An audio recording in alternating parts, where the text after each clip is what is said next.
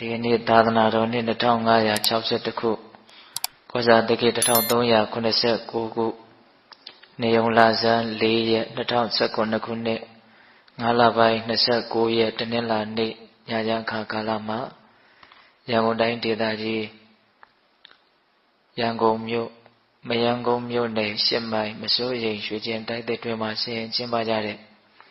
ဓမ္မဒါနဓမ္မပူဇာတရားပွဲတွင်မှာဒီကနေ့ညတရားပွဲမှာဒီလူရှင်များဖြစ်ကြတဲ့ဓမ္မကြီးဒေါခင်သိန်းဓမ္မကြီးဒေါတန်းဝင်းတူမများရွှေဦးမိသားစုတို့ရဲ့ဓမ္မဒါနကောင်းမှုကိုအကြောင်းပြုပြီးတော့အလုံးသောတရားနာပိဋကပေါင်းတော်ကောင်းတို့မြတ်စွာဘုရားဟောကြားတော်မူခဲ့တဲ့တရားဒေသနာတော်တို့ကိုနာယူကြည်ညိုခွင့်ရကြတယ်။ဘုရားတို့လည်းပဲမြတ်စွာဘုရားဟောကြားတော်မူခဲ့တဲ့တရားဒေသနာတော်တို့ကိုဟောကြားခွင့်ရပါတယ်။ဒီတော့ဒီကနေ့ညတရားဒေသနာတော်များကိုနာယူကြည်ညိုကြဖို့ရောက်ရှိလာကြတဲ့အလုံးသောတရားနာပိဋကပေါင်းတော်ကောင်းတို့ကိုဦးဇင်းတို့ဗာတရားဟောမှလည်းဆိုလို့ရှိရင်ဒီကနေ့ညဟောဖို့အလှည့်ကြတဲ့တရားကရှင်မဟာကတ္တပမထေရမြတ်ရဲ့အကြောင်းလို့ဒီလိုမှတ်သားကြရမယ်နော်ရှင်သာရိပုတ္တရာမထေရမြတ်ကြီးနဲ့ရှင်မမောက္ကလံမထေရမြတ်ကြီးတို့ရဲ့အကြောင်းကိုဘုရားတို့၃ညပြောခဲ့ပြီနော်ရှင်မဟာကတ္တပမထေရမြတ်ကြီးဆိုတာကတတိယတာဝကလို့ဒီလိုသုံးပါတယ်နော်ပထမတာဝကကရှင်သာရိပုတ္တရာနော်ဒုတိယတာဝကကရှင်မမောက္ကလံအခုတတိယတာဝကကရှင်မဟာကတ္တပနော်မထေရမြတ်ကြီးရဲ့အကြောင်းဒုတိယအရာမှာဣတတရတော်မူတဲ့အရှင်မြတ်ကြီးပေါ့ဒါကြောင့်ပေတပေါင်းသူတော်ကောင်းတို့ဒီအရှင်မြတ်ကြီးရဲ့အကြောင်းကပြောမယ်ဆိုလို့ရှိရင်3-4ညစာလောက်ပြောစရာရှိတယ်ပေါ့ဒါပေမဲ့လို့အနှစ်ချုပ်ကလေးတွေကိုပြောတာကိုဦးဇင်းတို့စိတ်ဝင်စားတဲ့အတွက်ကြောင့်တညာတည်းနဲ့နော်စုံအောင်ပြောကြည့်မယ်လို့အဲ့လိုအောက်မေ့ထားတယ်နော်ဒါကြောင့်ပေတပေါင်းသူတော်ကောင်းတို့နာယူကြည်ညိုကြည့်ကြရအောင်ဒီတရားဒေသနာတော်ကိုမဟောကြားသေးခင်မနာကြားသေးခင်မှာတရားတော်အလုံးကိုဟောကြားတော်မူခဲ့တဲ့ဘုရားရှင်ကိုရောမြတ်ရဲ့အင်မတန်အေးချမ်းကြည်လင်တော်မူတဲ့မဟာကရုဏာကိုသိစရာတရားလုံးစုံကိုသိတော်မူမြင်တော်မူတဲ့သဗ္ဗညုတဉာဏ်ဒီဟုသောပညာကိုထိုမဟာကရုဏာကိုပညာကိုနှစ်ပါးစုံတို့ဖြင့်ပြည့်စုံတော်မူတဲ့ဘုရားရှင်ကိုရောမြတ်ကိုယုတိမြတ်တို့ရှိခိုးပူတော်ကြအောင်စို့အလုံးလက်အုပ်ချီမိုးပြီးတော့အာယုံပြုကြရအောင်ကရုဏာတိတလဟရေယံပညာပေဇောဓဝိယတမောဟတမံသာနရမရလောကကရုံဝန္တိတုကတံဂတိဝိမု ṭံ ကရုဏာတိတလဟရေယံမဟာကရုဏာတော်ဖြင့်ဤမြသောစိတ်နှလုံးလည်းရှိတော်မူပါပေထသောပညာပေဇောဓဝိယတမောဟတမံအရဟတမေတိဟုသောအယောင်အလင်းဖြင့်အဝိဇ္ဇာတိဟုသောမိုက်မောင်ကိုဖယ်ခွာတော်မူ၏ထသောသာနရမရလောကကရောလူနှံမြမတတ္တဝနန္တတို့ဤကြောက်တိတန်တို့လေကရုပြုရာတဆူရီသောဆရာသခင်လည်းဖြစ်တော်မူပါ၏ထသောဂတိဝိမု ṭံ ဒေဝမနုဿံနေရယနှင့်ပေတတရိစ္ဆာလာယအရှိငါတန်သောဂတိတို့မှလိအထူးသဖြင့်ကင်းလွတ်တော်မူပြီးထသောဒုက္ကတံတတ္တဝါတို့အားအကျိုးများကြောင်းဟုတ်မှန်သောစကားကောင်းကိုသာမြတ်ဆိုတော်မူပါ၏ထသောဗုဒ္ဓံသစ္စာလေးရတရားမြတ်ကိုလက်ပေါ်တင်တာဗရမ ्या ကဲ့သို့ပြတ်သားထင်သိမြင်ပေတတ်ဘုရားရှင်ကိုယ်တော်မြတ်ကြီးကိုမေယံတရားဟောပုဂ္ဂိုလ်တရားနာပုဂ္ဂိုလ်ခေါ်ဆိုပညာပရမတ်မှမူယုံနာနှပြဖြစ်ကြပါသောဘုရားတပည့်တော်တို့သည်ဝိနေဝနာမှာကာယဝဲစီမနောချီ၍သုံးလီဒွါရပနာမဖြင့်ဒုက္ခရိုကျိုးလက်ဆုံမိုးကရှိခိုးဥညွတ်ပါ၏မြတ်စွာဘုရား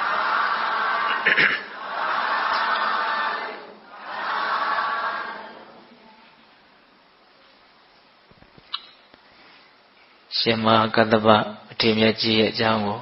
နာယူကြည်ညိုမှတ်သားကြရအောင်ဗျ။ဝိနုဘုရားနေစပြောမလို့ဆိုတော့အရှင်မြတ်ကြီးတ ဒီလိုတတိယတာဝကစုပန်တော်မူတဲ့အနေထားလေးကနေစပြီးတော့ပြောကြည့်မယ်ပေါ့လွန်ခဲ့တဲ့ကဘာတသိန်းထက်မှာဘဒုမုတ္တရမြတ်စွာဘုရားဆိုတာပွင့်ခဲ့တယ်တဲ့နောက်အကတာဝကမထေရမြတ်ကြီးနှစ်ပါးကတော့တသင်္ချေနဲ့ကဘာတသိန်းပါရမီဖြည့်ရမယ်ခုဒီမဟာတာဝကကြီးတွေကတော့ကဘာတသိန်းပါရမီဖြည့်ရမယ်ပေါ့နော်ဒါကြောင့်လွန်ခဲ့တဲ့ကဘာတသိန်းထက်ကဘဒုမုတ္တရမြတ်စွာဘုရားဆိုတာပွင့်ခဲ့တယ်အဲ့ဒီဘဒုမုတ္တရမြတ်စွာဘုရားရှင်ကိုရမြတ်ကြီးရဲ့တတိယတာဝကကမဟာနိသဗမထေရလို့ဒီလိုခေါ်တယ်တဲ့အဲ့ဒီတုန်းကဒီရှင်မကတ္တပမထေရမြတ်ကြီးဖြစ်လာမဲ့ပုဂ္ဂိုလ်ကနော်ဝေဒေဟတကြွယ်ဆိုပြီးတော့တတိတယောက်ဖြစ်တယ်အဲ့ဒါတနေ့သူ့အိမ်ကိုတန်ဃာတွေကိုဘဒုမုတ္တရဘုရားရှင်ကိုရမြတ်ကြီးအမှုပြုတဲ့တန်ဃာတော်တွေကိုအိမ်ပင့်ပြီးတော့ဆုံးကတ်တယ်အဲ့လိုဆုံးကတ်တော့ဘုရားရှင်ကိုရမြတ်ကြီးနဲ့တကွာတန်ဃာတော်ရှင်များများနော်ဆွန်ဖုံပေးဖို့ဆွန်ပြင်နေကြတဲ့အချိန်မှာအိမ်ရှိမှာမထေရတစ်ပါးဆွန်ကန်ကြွတယ်အဲ့ဒီမထေရကမဟာနိသဗမထေရဘဒုမုတ္တရမြတ်စွာဘုရားရှင်ကိုရမြတ်ကြီးရဲ့တတိယတာဝကအဲ့ဒါကိုတပိတ်ကိုယူပြီးတော့ရှင်ဘုရားတပည့်တော်အိမ်ထဲကိုကြွပါလို့တထေရကပင့်တယ်ဒါပေမဲ့အဲ့ဒီမထေရကအိမ်ထဲကိုမကြွအောင်ပင့်တာကိုမကြွအောင်ဘာဖြစ်လို့ဆိုသူကဒုတင်ဆောက်တည်ထားတာနော်ဟင်းလင်းပြင်လွင်တီးခေါင်မှာပဲနေမယ်အဘောကတိကဒုတင်သစ်ပင်ရိတ်တောင်မဝဲဘူးအိမ်ထဲကိုမပြောနဲ့အဲ့လိုပင့်လို့မရတဲ့အခါကျတော့ဘဒုမုတ္တရမြတ်စွာဘုရားကိုမေးတာအဲ့ဒီတထေရကဒီယဟန်ကအရှင်ဘုရားတို့တည်းများပို့ပြီးတော့ဂုံကျေးဇူးအဖြစ်မြတ်နေသေးသလားလို့မေးတာမေးတော့ဘဒုမုတ္တရမြတ်စွာဘုရားကမြတ်စွာဘုရားတည်းမြတ်တယ်လို့တော့မဆိုနိုင်ပါဘူးဒါပေမဲ့လို့ဘုရားရှင်ကိုရမြတ်ကြီးကဟုတ်တယ်တဲ့ငါတို့ကတက္ကရီရဲ့အိမ်မှာစွန့်စားဖို့အတွက်ထိုင်ပြီးတော့စောင့်မျှော်နေတာရှိတယ်အဲ့ဒီယဟန်ကအဲ့လိုစောင့်မျှော်နေတာမရှိဘူးတဲ့ငါတို့ကရွာเจ้าကိုအမိပြုပြီးတော့နေတာရှိတယ်သူကတောเจ้าမှာပဲနေတာတို့ကเจ้าနေကန်နေနဲ့နေတာသူကတပင်ရင်သူမဟုတ်လွင်တီးခေါင်မှနေတာဒီလိုမြင့်မြတ်တဲ့ဒူတင်အကျင့်တွေကိုကျင့်သုံးနေတာအလွန်ကျိုးကျေးဇူးများပြားတဲ့အကျင့်တွေကိုကျင့်သုံးနေတာလို့အဲ့လိုအမိန့်ရှိတော့အလွန်ကြီးညိုတယ်အဲ့ဒါနဲ့တူတူပြောရရင်တော့အဲ့ဒီမထေရကိုအားကြလို့အဲ့ဒီတထေရကနော်သူလည်းပဲဖရာတဆူဆူရဲ့ဓမ္မမှာဒုတင်အရာမှာဣတတဲ့ရတဲ့မထေရမြတ်တစ်ပါးဖြစ်ပြရစီဆိုပြီးတော့အဓိကာရကုသိုလ်ကောင်းမှုတို့ကြီးပြုပြီးတော့ဆုတောင်းအဲ့ဒီမှာဘုရားမုဒ္ဒရာမြတ်စွာဘုရားကလည်းသူ့ရဲ့ဆုပြည့်ဝမယ်ဆိုတာကိုသိတော်မူမြင်တော်မူတဲ့အတွက်ကြောင့်သင်ဟာလာမဲ့ကဘာတသိန်းထက်မှာကောရမဗုဒ္ဓမြတ်စွာဘုရားရဲ့တတိယတာဝကဒုတင်အရာမှာဣတတဲ့ရတဲ့ရှင်မဟာကတ္တပဆိုတဲ့နာမည်တို့နဲ့ထုကဲမြင့်မြတ်တဲ့ပုဂ္ဂိုလ်ဖြစ်လိမ့်မယ်လို့ပြာလေးစကားမိန်တာအဲ့ဒီလိုနဲ့ဦးဇင်းတို့နော်ဂျာကာလမှာမဟာဗုဒ္ဓဝင်ထဲမှာတော့အများကြီးထူးခြားတဲ့ဘဝတွေကိုမှတ်တမ်းတင်တာရှိပါတယ်အဲ့ဒါတွေကိုဦးဇင်းတို့အလုံးကြော်ခဲ့ပြီးတော့နောက်ဆုံးဘဝမြတ်စွာဘုရားရဲ့လက်ထက်ယဟန်ပြုတဲ့အနေအထားကိုဆက်ပြီးတော့ပြောကြည့်မယ်ပေါ့နော်အဲ့တော့ဒါကလည်းပဲပိဋကပေါင်းတော်တော်တို့အလုံးကြာဘူးနာဝရှိထားတဲ့အကြောင်းအရာတစ်ခုပိပ္ပလိနဲ့မေဘဒ္ဒာဆိုတာအလုံးကြာဘူးပါလေဟုတ်လားအဲ့ဒါပိပ္ပလိဆိုတာကဒီရှင်မကတ္တဗကိုရမြတ်ကြီးဖြစ်လာမဲ့ပုဂ္ဂိုလ်ပဲအလွန်ချမ်းသာကြွယ်ဝတဲ့အမျိုးဘုရင်တို့မကရာတိုင်းထဲမှာမဟာတိဋ္ဌပုံနာရွာဆိုတာရှိတယ်အဲ့ဒီမှာသူနော်အကြီးအကဲရဲ့အိမ်မှာလူသွားဖြစ်တာအလွန်ချမ်းသာတယ်နော်တစ်ဖက်10ကန်တွေကိုအလုံး60လောက်ရှိတယ်လို့ပြောတယ်နော်စင်တက်မြင်းတက်ယထာဓာတ်တွေတောင်ရှိတယ်တဲ့နေစားပေစားတမျှပေါ့နော်ဘယင်မဟုတ်တာတမဲပဲပိပ္ပလိလူလင်းဆိုတာအလွန်ချမ်းသာတယ်အဲ့ဒါအရွယ်ရောက်လာတဲ့အခါကျတော့အိမ်တော်ပြုတ်ဖို့အတွက်လုံးဝစိတ်ဝင်စားဘာဖြစ်လို့လဲဆိုတော့သူကဗြဟ္မပြည်ကနေလာတာနော်ဗြဟ္မပြည်ကနေလာတာအဲ့ဒါသူနဲ့ပါရမီဖြည့်ဘက်ကလည်းဗြဟ္မပြည်ကနေလာတာဘယ်မှာဖြစ်နေတုံးဆိုတော့ဦးဇင်းတို့မိမကျော်မိမလှတွေအလွန်များတဲ့နော်ဦးဇင်းတို့ခေမာထီတို့ဖြစ်ခဲ့တဲ့နေရာဒေသဟုတ်လားဗဒ္ဒတိုင်းတာဂရမြို့နော်အဲ့ဒီမြို့မှာအလွန်ချောတဲ့လှတဲ့အမျိုးသမီးတူသွားပြီးတော့ဖြစ်တာနာမည်ချင်းကတော့ဗဒ္ဒာနောက်တော့ပိပ္ပလိအိမ်ကိုရောက်လာတဲ့အခါကျတော့ပိပ္ပလိရဲ့အဖေကကပိလဆိုတာအဲ့ဒီမှာကပိလရဲ့ချွေးမပေါ့လေဗဒ္ဒကပိလနီလို့ အဲ့လိုနာမည်တွင်သွားတာအဲ့ဒါအမေဖေကဒီပိပိလိလို့လေအသက်20ကျော်ရောက်တဲ့အခါကျတော့အိမ်တော်ရသားချဖို့နားချတယ်ဘလို့မှစိတ်ဝင်စားတဲ့အခါကျတော့မိဘတွေလက်လျှော့အောင်ဆိုပြီးတော့အလွန်ချောမောလှပတဲ့နော်ရွှေရုပ်တရုပ်ကိုပရိန်သေးတွေကိုသူခိုင်းတယ်ခိုင်းပြီးတော့ဒီအယုတ်နဲ့တူလောက်အောင်လှတဲ့အမျိုးသမီးကိုရရင်ယူမယ်လို့မဖြစ်နိုင်ဘူးထင်လို့သူကမပြုတ်ကျင်လို့ဒီလိုလုပ်တာအဲ့ဒီရွှေရုပ်ကိုထမ်းပြီးတော့နော်သူရဲ့အချွေအနေကသွားပြီးတော့ရှာတော့စောစောကပြောတဲ့ဗဒ္ဓါကိုသူတို့တွေ့တာ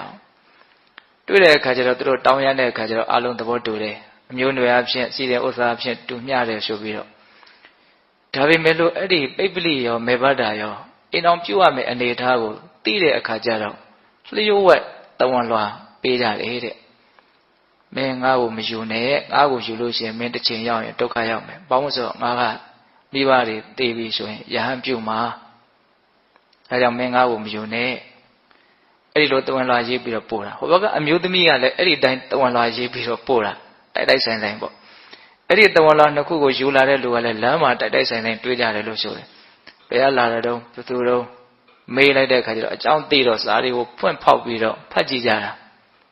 အဲ့ဒီကြတော့မှထူးခြားတယ်ဆိုတော့အဲ့ဒီစာတွေအကုန်စုပ်ဖြဲပြီးတော့တယောက်တယောက်နှစ်သက်တဲ့အကြောင်းတွေကိုစာတွေကိုပြင်ရေးပြီးတော့ပို့တာအဲ့လိုနဲ့စိတ်သဘောမတူညီပဲနဲ့အကျဉ်းလင်မယားဖြစ်ကိုရောက်ရတာဒါပေမဲ့လို့တော့ရတဲ့ချိန်ကစပြီးတော့မောင်လိုနှမလိုပဲနေကြတယ်တဲ့ဒါပေတို့သိပါတယ်နောက်အလယ်မှာပန်းကုန်းထားပြီးတော့အိတ်တာပန်းကုန်းမညှိုးဘူးဆိုတာအဲ့ဒါသူတို့ပဲဘာလို့သူတို့မှအဲ့ဒီလိုစိတ်တွေနော်နေပါနေရတာတော့ဆိုရင်ပြမပြေကလာလို့ပြမပြေကလာတဲ့အတွက်ကြောင့်အဲ့လိုဖြစ်တာအဲ့ဒါနဲ့နောက်တော့သူတို့ယဟန်ပြုခြင်းရဲ့အကြောင်းတရားလေးတစ်ခုကလည်းစိတ်ဝင်စားစရာကောင်း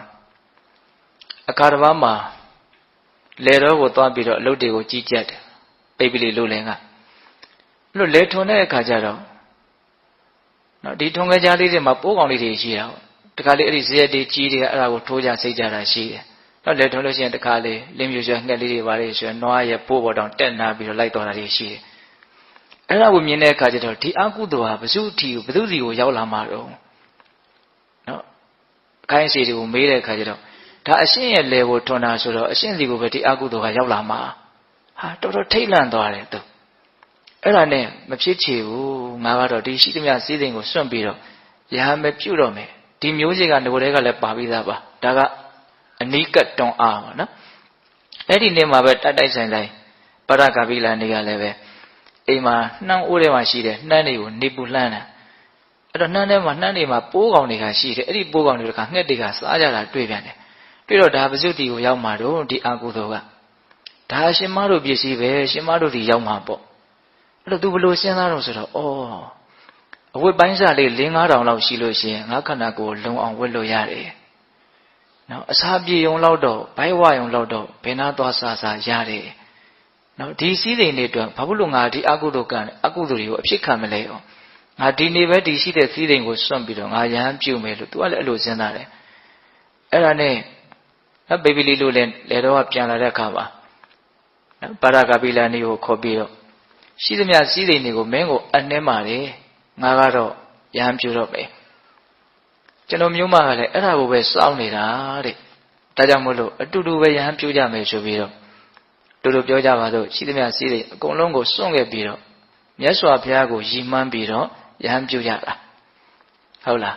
အဲ့လိုရဟန်းပြုပြီးတော့ထွက်သွားကြတော့ဒါသူအတူကရုံတုံးပြီးတော့သင်္ကန်းဝယ်ပြီးတော့နော်ဝတ်သွားကြတာပဲအဲ့မြတ်စွာဘုရားကိုရည်မှန်းပြီးတော့ဝတ်သွားတာအဲ့ဒီလိုနဲ့ဦးဇင်းတို့တဏှာရောက်တဲ့အခါကျတော့ပိပိလိကဘာစဉ်းစားတော့ဆိုတော့ငါရဲ့နောက်မှာအမျိုးသမီးတယောက်ပါနေတာဒါမသိတော့ဘူးတော့ယဟန်ဖြစ်သွားပြီဆိုတော့အမျိုးသမီးတယောက်ပါနေတာမသိတော့ဘူးအဲ့ဒါနဲ့လမ်းကလည်းနှစ်ခွရှိနေတာဆိုတော့ gain မင်းကြိုက်တဲ့လမ်းကိုရွေးပါမင်းနဲ့ငါတူသွားလို့မရတော့ဘူးအဲ့ဒါနဲ့မေဘတာကလက်ဝဲလမ်းကိုရွေးတယ်လက်ရလမ်းကိုပေါင်းပိပိလိကဖြစ်လာတဲ့ယဟန်ကရွေးတယ်ပေါ့အဲ့ဒီအချိန်မှာနောက်တန်တရားလုံးပါရမီဖြည့်လာတဲ့အနေအထားဒါအပိအပိုင်ခွဲခွာခြင်းပဲလို့အဲ့ဒါလိုလဲခွဲခွာပြီးတော့သွားကြရောမြေကြီးဟာအကြီးကျယ်တုံနေတဲ့မြေလှုပ်တယ်အဲ့သူတို့ရဲ့ဂုံအရန်ကြီးတဲ့အတွက်ကြောင့်အဲ့ဒီမြေလှုပ်တာကိုဘယ်သူသိလဲဆိုတော့မြတ်စွာဘုရားသိတယ်အဲ့ဒီအချိန်မှာမြတ်စွာဘုရားက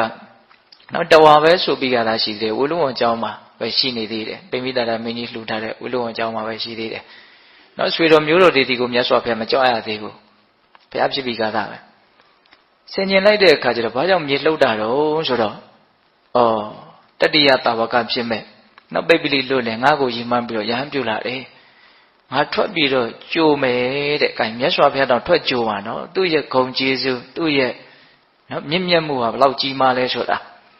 အဲ့ဒါဘယ်ကနေစောင့်တော့ဆိုတော့နော်ဦးဇင်းတို့ဘဟုဗုဒ္ဓကညောင်မင်းဆိုတာရှိတယ်နာမည်ကြီးပေါ့နော်အဲ့ဒီညောင်မင်းအောက်ကနေပြီးတော့ထိုင်ပြီးတော့စောင့်တော့ဦးဇင်းတို့တာမန်ယဟန်တစ်ပါးအနေထားနဲ့စောင့်တာမဟုတ်ဘုရားရဲ့အသေးနဲ့အတင့်တဲ့သို့အနေထားကိုနော်ပြပြီးတော့စောင့်တယ်။ရောင်ကြီးတော်တွေလည်းကွန်မြူပြီးတော့ညောင်မင်းတမင်လုံးဟာရွှေကြီးတုတ်ထားတယ်လို့ဝင်းနေတယ်လို့ဆိုတယ်။အဲ့ဒါအဝေးကမြင်လဲမြင်လဲရတော့ဒါငါရှိမှန်းပြီးတော့ပြုတ်ခဲ့တဲ့မြတ်စွာဘုရားဆိုတာဒါပဲလို့သူဆုံးဖြတ်ချက်ချနိုင်တယ်။ဟုတ်လား။အဲ့ဒီမှာအနားလဲရောက်ပြီလဲဆိုရောမြတ်စွာဘုရားကိုရှ िख ိုးဥချရှ िख ိုးဥချတာမှသူကမြင်ချင်းတစ်ခါရှ िख ိုးဥချတယ်တဲ့အဝေးကြီးတွေကစမနီးမဝေးအရာရတဲ့အခါတစ်ခါရှ िख ိုးဥချတယ်အနီးနားရောက်မှတစ်ခါရှ िख ိုးဥချတယ်အဲ့လိုရှ िख ိုးဥချပြီးတော့မြတ်စွာဘုရားဟာတပည့်တော်ရဲ့ဆရာပါတပည့်တော်ဟာမြတ်စွာဘုရားရဲ့တပည့်တာဝကပါဘယ်သူမှဒါဘုရားလို့ပြောရတာမဟုတ်ဘူးတော့သူသိတာအဲ့လိုလုပ်ပြီးမြတ်စွာဘုရားကိုရှ िख ိုးဥချတော့မြတ်စွာဘုရားကဘာအမိန့်ရှိတုံးဆိုတော့ခြေသားကတ္တပတဲ့သူ့ရဲ့အနွယ်ကကတ္တပမို့လို့နော်ကတ္တပအမျိုးအနွယ်မို့လို့ကတ္တပလို့ခေါ်တယ်တင်လိုပုဂ္ဂိုလ်တူတယောက်ရဲ့အခုလိုရှ िख ိုးဥချအယိုသေးပြုတာကိုနော်ငါဘုရားရှင်ကိုရမြတ်ကြီးမို့လို့ခံတိုက်တာမတိပဲနဲ့တိတယ်မမြင်ပဲနဲ့မြင်တယ်လို့ဝါကြွားပြီးတော့ပြောတဲ့ပုဂ္ဂိုလ်မျိုးကိုမြန်တင်ကသွားပြီးတော့ဒီလိုမြန်အယိုသေးပြုမယ်ဆိုရင်အဲ့ဒီပုဂ္ဂိုလ်ရဲ့ဥကောင်းဟာပြတ်ကြလေရ၏တဲ့ဂုံကြီးလွန်းလို့ဟုတ်လားဒါပေမဲ့မြတ်စွာဘုရားကိုတော့မွေးညင်းပင်လေးတစ်ပင်ကိုတောင်မတုံလှုပ်စေနိုင်ဘူးတဲ့နော်ဒါလည်းတော်တော်စဉ်းစားရကောင်းတယ်နော်ဟိုကအယုဒိပြုတဲ့ပုဂ္ဂိုလ်ကအရန်ကြီးကျယ်မြင့်မြတ်နေတဲ့အခါအယုဒိအပြုခံမဲ့ပုဂ္ဂိုလ်ကနော်သူထင်ထားသလိုမျိုးဖြစ်နေဖို့အရေးကြီးတာပေါ့ဟုတ်လားအဲ့လိုမြတ်စွာဘုရားကအမိန့်ရှိတာအဲ့ဒါနဲ့အဲ့ဒီရှင်မကတ္တပရဟန်းမဖြစ်သေးဘူးရဟန်းပြုပေးတာကလည်းဒီသာသနာမှာအဲ့ဒီပြုတဲ့နည်းနဲ့ပြုတာအဲ့ဒီတစ်ပါးပဲရှိတယ်အေဟိဘိက္ခုလည်းမဟုတ်တိမ်ထဲမှာကဝါနဲ့ဖတ်ပြီးတော့ရဟန်းပြုတာလည်းမဟုတ်ဩဝါဒပဋိက္ခဏယဟန်လို့စာရလို့တောင်းတယ်ဩဝါဒ၃ပါးပေးလိုက်တာနဲ့သူယဟန်ဖြစ်သွားတယ်ဒီတစ်ပါးပဲရှိတယ်အဲ့တော့ပထမဩဝါဒကဘာလဲဆိုတော့စေတကတ္တပါတဲ့ဒီသာသနာမှာမထေကြီးမထေလက်မထေငယ်ဘယ်လိုယဟန်ကိုပဲတွေ့ဟိရိဥတ္တပကိုရှေ့ရှုပြီးတော့ထင်စေပြီးတော့နေမယ်လို့သင်ကျင့်ပါတဲ့ဟိရိဥတ္တပဆိုတာအရှက်အကြောက်ပေါ့နော်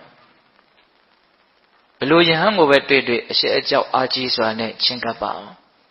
ဒါကဘာကိုရည်ရွယ်ပြီးတော့ဒီအဆုံးအမဩဝါဒကိုပေးတာလဲဆိုတော့သူကအမျိုးဆက်အလွန်မြတ်တယ်အဲ့ဒီအမျိုးဆက်ကိုအမိပြုတ်ပြီးတော့ဖြစ်မဲ့မှန်ကိုတားဆီးတာအောင်သူရည်ခြင်းနဲ့သူရှိရနော်နောက်ဒုတိယအဆုံးအမဩဝါဒကဘာလဲဆိုတော့စေတကတ္တပါတဲ့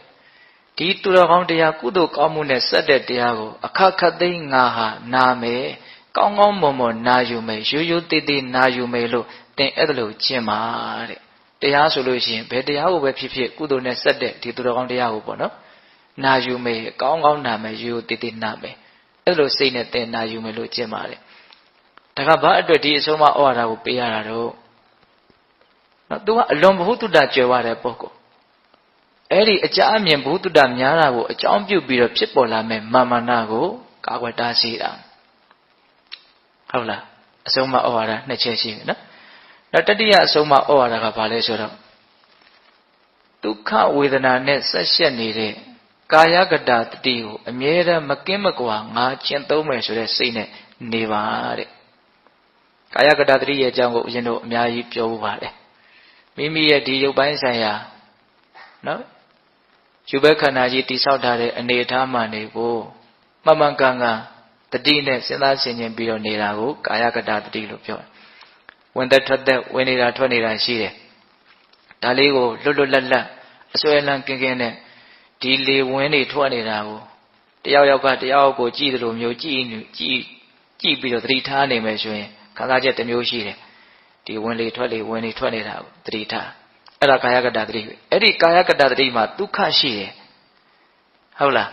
ပြီးတော့ဦးဇင်းတို့စာပေမွေးခြင်းခြေတိလက်တိသွားအရေးအစရှိတဲ့32မျိုးသောမတင့်တယ်သောမတန်ရှင်းသောမစင်ကြယ်သောအရာတို့ဖြင့်တိဆောက်ထားတဲ့အနေအထားမှန်ကိုစဉ်းစားဆင်ခြင်ခြင်းဒါလည်းပဲကာယကတ္တသတိပဲအဲ့ဒီကာယကတ္တသတိကိုစဉ်းစားဆင်ခြင်ခြင်းမှာနော်အစွဲဥပါဒံအလွန်အားနည်းစေတဲ့အတွက်ကြောင့်စိတ်ဟာချမ်းသာမှုရှိတယ်ဒါကြောင့်ဒုက္ခဝေဒနာနဲ့နော်ဆက်နေတဲ့ဒီကာယကတ္တသတိနဲ့အမြဲတမ်းငါနေမယ်ကာယကတ္တသတိကိုဘယ်တော့မှမစွန့်ဘူးလို့အဲ့ဒီလိုကြက်ပါတဲ့နော်ကာယကတ္တသတိကိုမြတ်စွာဘုရားကနော်အမတန်တေဘိခဝေပရိပုံစံတိရေကာယကတ္တသတိပရိပုံစံတိလို့အဲ့လိုတောင်းဟောတယ်အဓိပ္ပာယ်ကဘာပြောတော့ကာယကတ္တသတိကိုပွားများသောအဖြစ်သုံးဆောင်နိုင်ကြသောပုဂ္ဂိုလ်တို့သည်အမတလို့ဆိုတဲ့နိဗ္ဗာန်ကိုသုံးဆောင်နေတာနဲ့အတူတူပဲတဲ့ဟုတ်လားကိုယ့်ရဲ့ရုပ်ခန္ဓာပုံမှာသတိထားနေခြင်းဟာနိဗ္ဗာန်ချမ်းသာကိုသုံးဆောင်နေတာနဲ့အတူတူပဲလို့တောင်းမြတ်စွာဘုရားဟောတာနော်ဒါတတိယပေးတဲ့အဆုံးအမအဲ့ဒီအဆုံးအမကဘာလို့ပေးတာလဲဆိုတော့ဒီပိပ္ပလိလူလေဒီရှင်မာကတ္တပကအလွန်ဥပရိယုတ်ကောင်းတယ်နော်သူကလည်းရွှေလိုဝင်းနေလို့သူ့ကိုပိပ္ပလိလို့နာမည်ပေးခဲ့တာအဲ့ဒီဥပရိကောင်းတဲ့ရုပ်ရည်ချုံမောလှပတဲ့အနေအထားကိုအကြောင်းပြုပြီးတော့ဒီကာယရဲ့ပုံမှာဆွဲမဲ့မှုတဏှာကိုဖယ်ရှားနိုင်ဖို့အတွက်ကာယကတ္တသတိနဲ့မကင်းမကွာနေပါလို့တတိယအဆုံးအမကိုပေးတာတဲ့အဆုံးအမဘယ်နှချက်တော့၃ချက်နော်အဲ့ဒီအဆုံးအမ၃ချက်ကိုလည်းပဲပေးလက်ပြီးတော့အရှင်မကတ္တဗယဟန်ဖြစ်သွားပြီတဲ့ဒီတစ်ပါးပဲရှိရဲ့သာသနာပါတော့ယဟန်ဖြစ်သွားပြီဆိုတော့အဲ့ဒါမြတ်စွာဘုရားကနောက်တစ်ပါးကနေခေါ်ပြီးတော့ကြွသွားတယ်အဲ့ဒါရွှေလီကြီးရဲ့နောက်ကနေရွှေလီငယ်လေးလိုက်သွားတယ်လို့ပဲတဲ့မြတ်စွာဘုရားက32ပါးသောလက္ခဏာတော်ကြီးငယ်တို့ဖြင့်တင့်တယ်တဲ့ရှင်မကတ္တဗကလက္ခဏာတော်9ပါးရှိတယ်တဲ့မဟာပုရိသလက္ခဏာ9ပါးရှိတယ်တဲ့သူကလည်းပဲအလွန်ထူးခြားတဲ့ပုဂ္ဂိုလ်နော်အဲ့လိုဦးဇင်းတို့ကြွသွားရင်ဒါတော်လန်ခကြီးကိုသွားနေတာတပင်တပင်အောက်ရောက်တဲ့အခါကျတော့ထိုင်လို့တဲ့အချင်းညာကိုပြတယ်တဲ့မြတ်စွာဘုရားက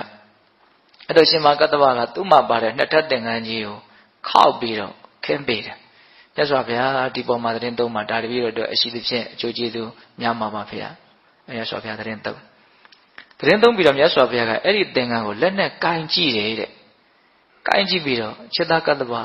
သင်္ကန်းကနုညံ့လာကြလား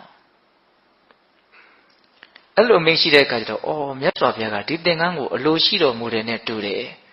အဲ့လိုဆိုမြတ်စွာဘုရားတပည့်တော်ဒီသင်္ကန်းကိုမြတ်စွာဘုရားကိုလှူပါတယ်ဗျာမြတ်စွာဘုရားသုံးဆောင်တော်မူပါ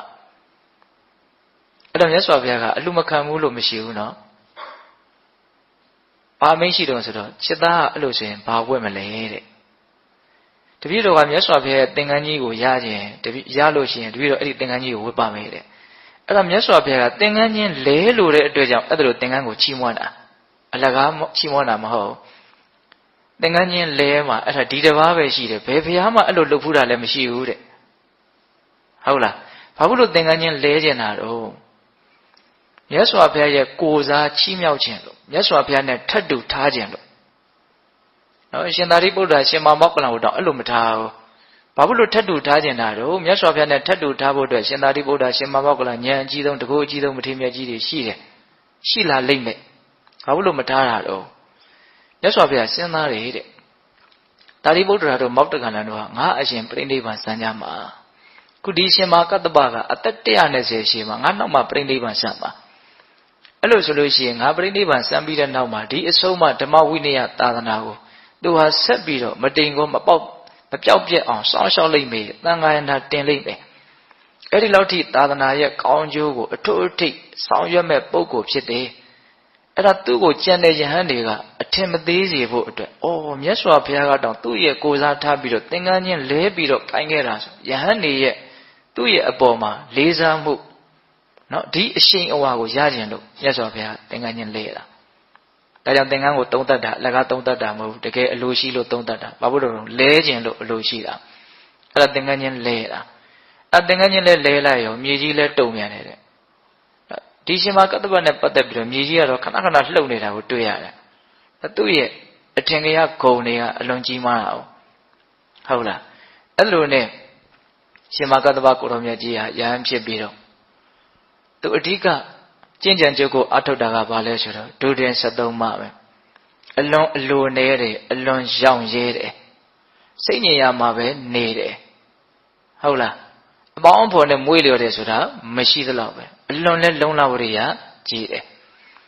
9 ရက်မြတ်ပုထုဇဉ်ဘဝနဲ့နေပြီးတော့ယဟန်ဖြစ်ပြီးတဲ့နောက်နော်9 ရက်ပဲပုထုဇဉ်ဘဝနဲ့နေပြီးတော့ယဟန္တာဖြစ်တယ်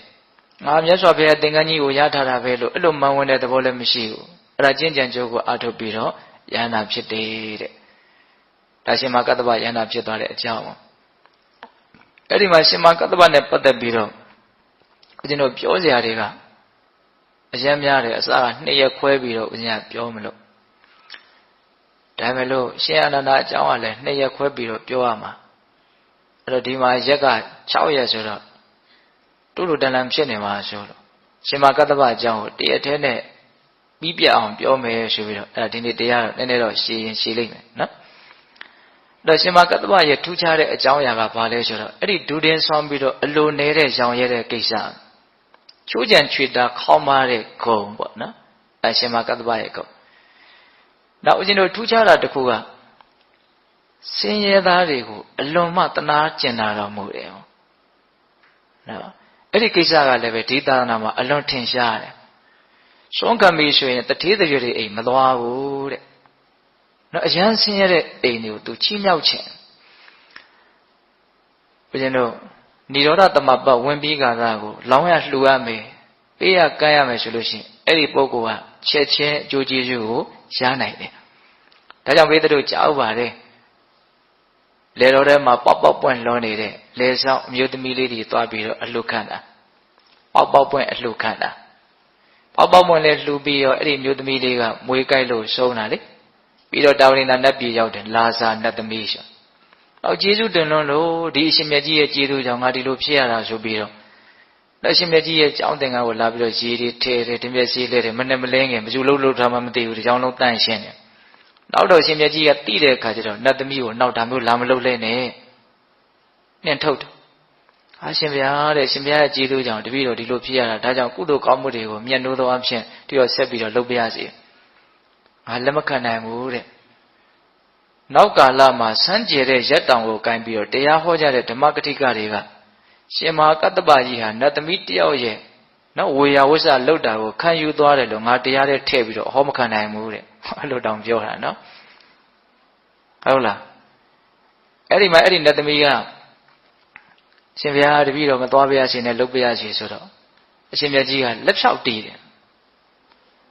သင်ဟာတင့်ရဲ့ပမာဏကိုမသိတဲ့လူပဲအဲ့လိုဉာဏ်နာရှင်မြတ်တွေလက်ဖြောက်တီးလိုက်တယ်ဆိုရင်ဘယ်နဲ့မှအဲ့ဒီနာမှာနေလို့မရဘူးဟုတ်လားအလွင့်သွားတယ်ကောင်းတယ်မှာငိုတယ်တဲ့အဲ့ဒီနတ်သမီးကအဲ့ဒီနတ်သမီးငိုတဲ့တန်ကိုမြတ်စွာဘုရားကြားလို့ဘာလို့ငိုတာတော့ကောင်းမှုမလုပ်ရလို့နော်ကောင်းမှုမလုပ်ရလို့ငိုတယ်ဆိုတာအဲ့ဒီတည်းမှာပဲကြားဘူးတယ်ဟုတ်လားကောင်းမှုမလုပ်ရလို့ပါဘုရားဆိုတော့အေးစောင့်စည်းဖို့ရာကငါသားယဟန်တော်တွေရဲ့တာဝန်ပဲကောင်းမှုပြုဖို့ရာကကောင်းမှုကိုမြတ်လို့ကြတဲ့ပုဂ္ဂိုလ်တွေရဲ့တာဝန်ပဲဆိုပြီးတော့ပုံညင်စေပုရိသောကိရာနဲ့ပုဏ္ဏပုဏ္ဏတမိသန္တကိဒါထဒုက္ခပုံညတဥစ္စေရောတဲ့အဲ့ဒီဂါထာလေးဟောတာကောင်းမှုပြုမယ်ဆိုရင်ထက်ခါထက်ခါပြုဖို့အတွက်စိတ်ဝင်စားရမယ်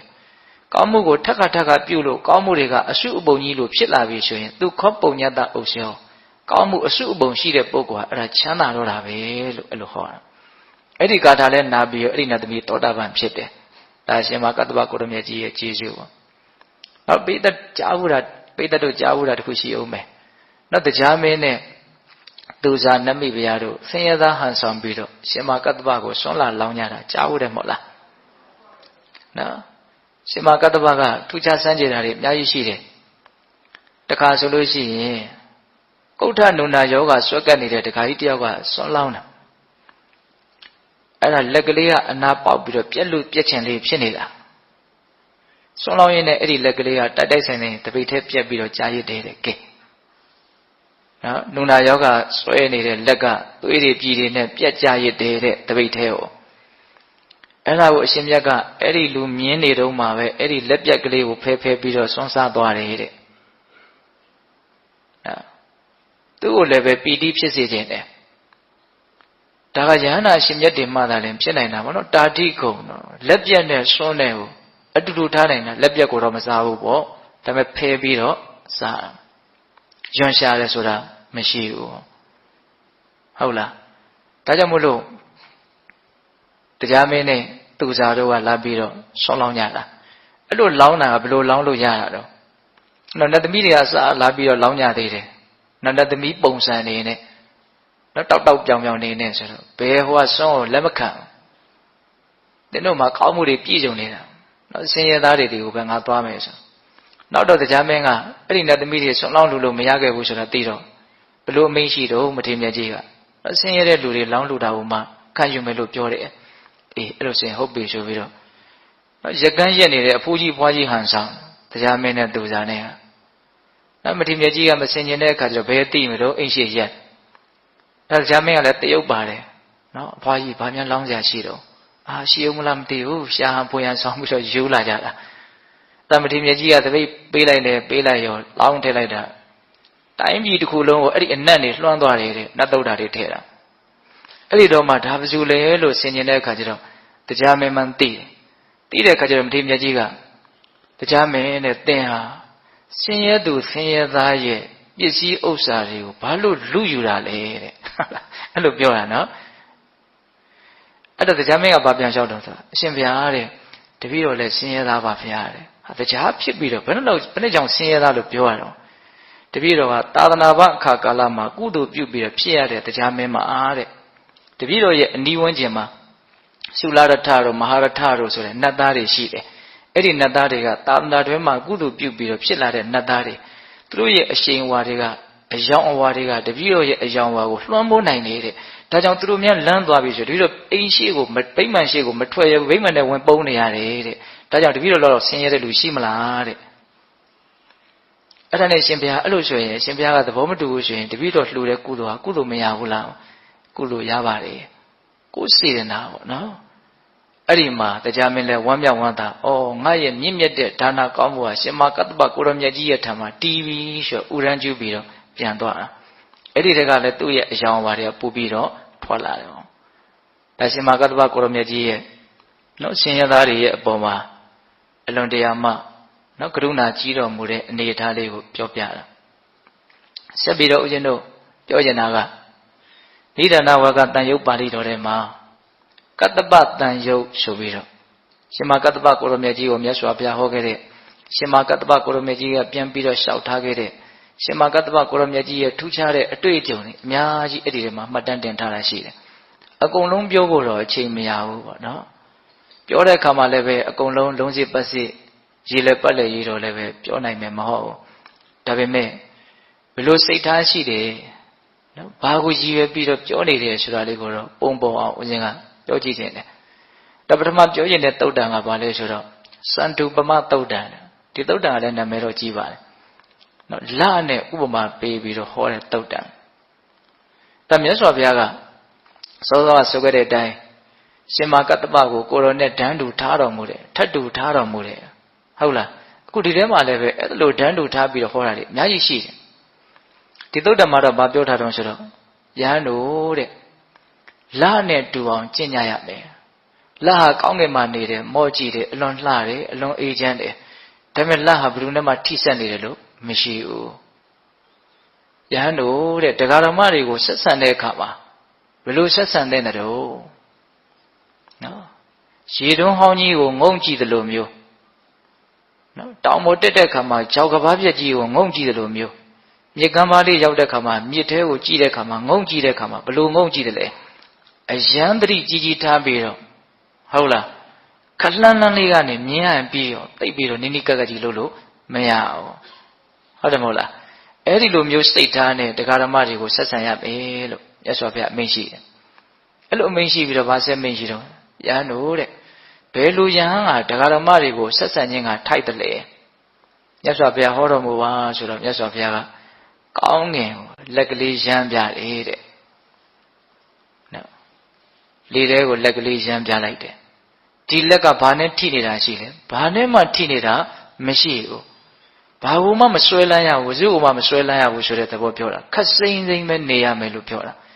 ဧည့်သည်တဖွေတယ်အမြဲတမ်းဧည့်သည်လို့ဘယ်သူနဲ့ရင်းနှီးတယ်ဘယ်သူနဲ့ရင်းနှီးတယ်ဆိုတာမျိုးယဟန်တွေကိုမြတ်စွာဘုရားလုံးဝမဖြစ်စေခြင်းဟုတ်ရဲ့လားဒါကပိဋကပေါင်းတော်ကောင်းတို့ ရှင်မကတ္တပရဲ့အကြောင်းကိုပြောရင်ဒီအနေထားတွေကအများကြီးတွေ့ရမယ်နော်အဲ့လိုမြတ်စွာဘုရားအမိန့်ရှိပြီးတော့ယဟန်တို့တဲ့ကတ္တပဟာအဲ့လိုနေတဲ့ယဟန်ဖြစ်တယ်တဲ့သူ့ကိုဥပမာပေးတာနော်ကတ္တပဟာအဲ့လိုမျိုးတရားဓမ္မတွေကိုဆက်ဆံတဲ့ယဟန်လေထဲကိုလက်ရမ်းလိုက်တယ်လို့မျိုးလာနဲ့တူတဲ့နော်အဲ့လိုမျိုးကြက်သေးမင်္ဂလာရှိတဲ့နော်အစွဲအလမ်းမရှိဘဲနဲ့လွတ်ဆက်ဆံတဲ့ယဟန်မျိုးဖြစ်တယ်အလင်းရောင်ပဲပေးမယ်ညှိကပ်တွေ့တာမရှိဘူးအဲ့ဒါဆက်ပြီးတော့မြတ်စွာဘုရားအဲ့ဒီထဲမှာမှတ်သားစရာကောင်းတာလေးတစ်ခုကယဟန်တို့တဲ့စင်ကြယ်တဲ့တရားဟောခြင်းဆိုတာဘယ်လိုဟာလဲမစင်ကြယ်တဲ့တရားဟောခြင်းဆိုတာဘယ်လိုဟာလဲတဲ့ဒါကတော့ဦးဇင်းတို့အများကြီးသတိထားကြအောင်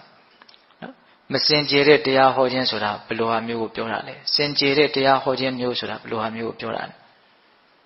မစင်ကြယ်တဲ့တရားဟောခြင်းမျိုးဆိုတာတဲ့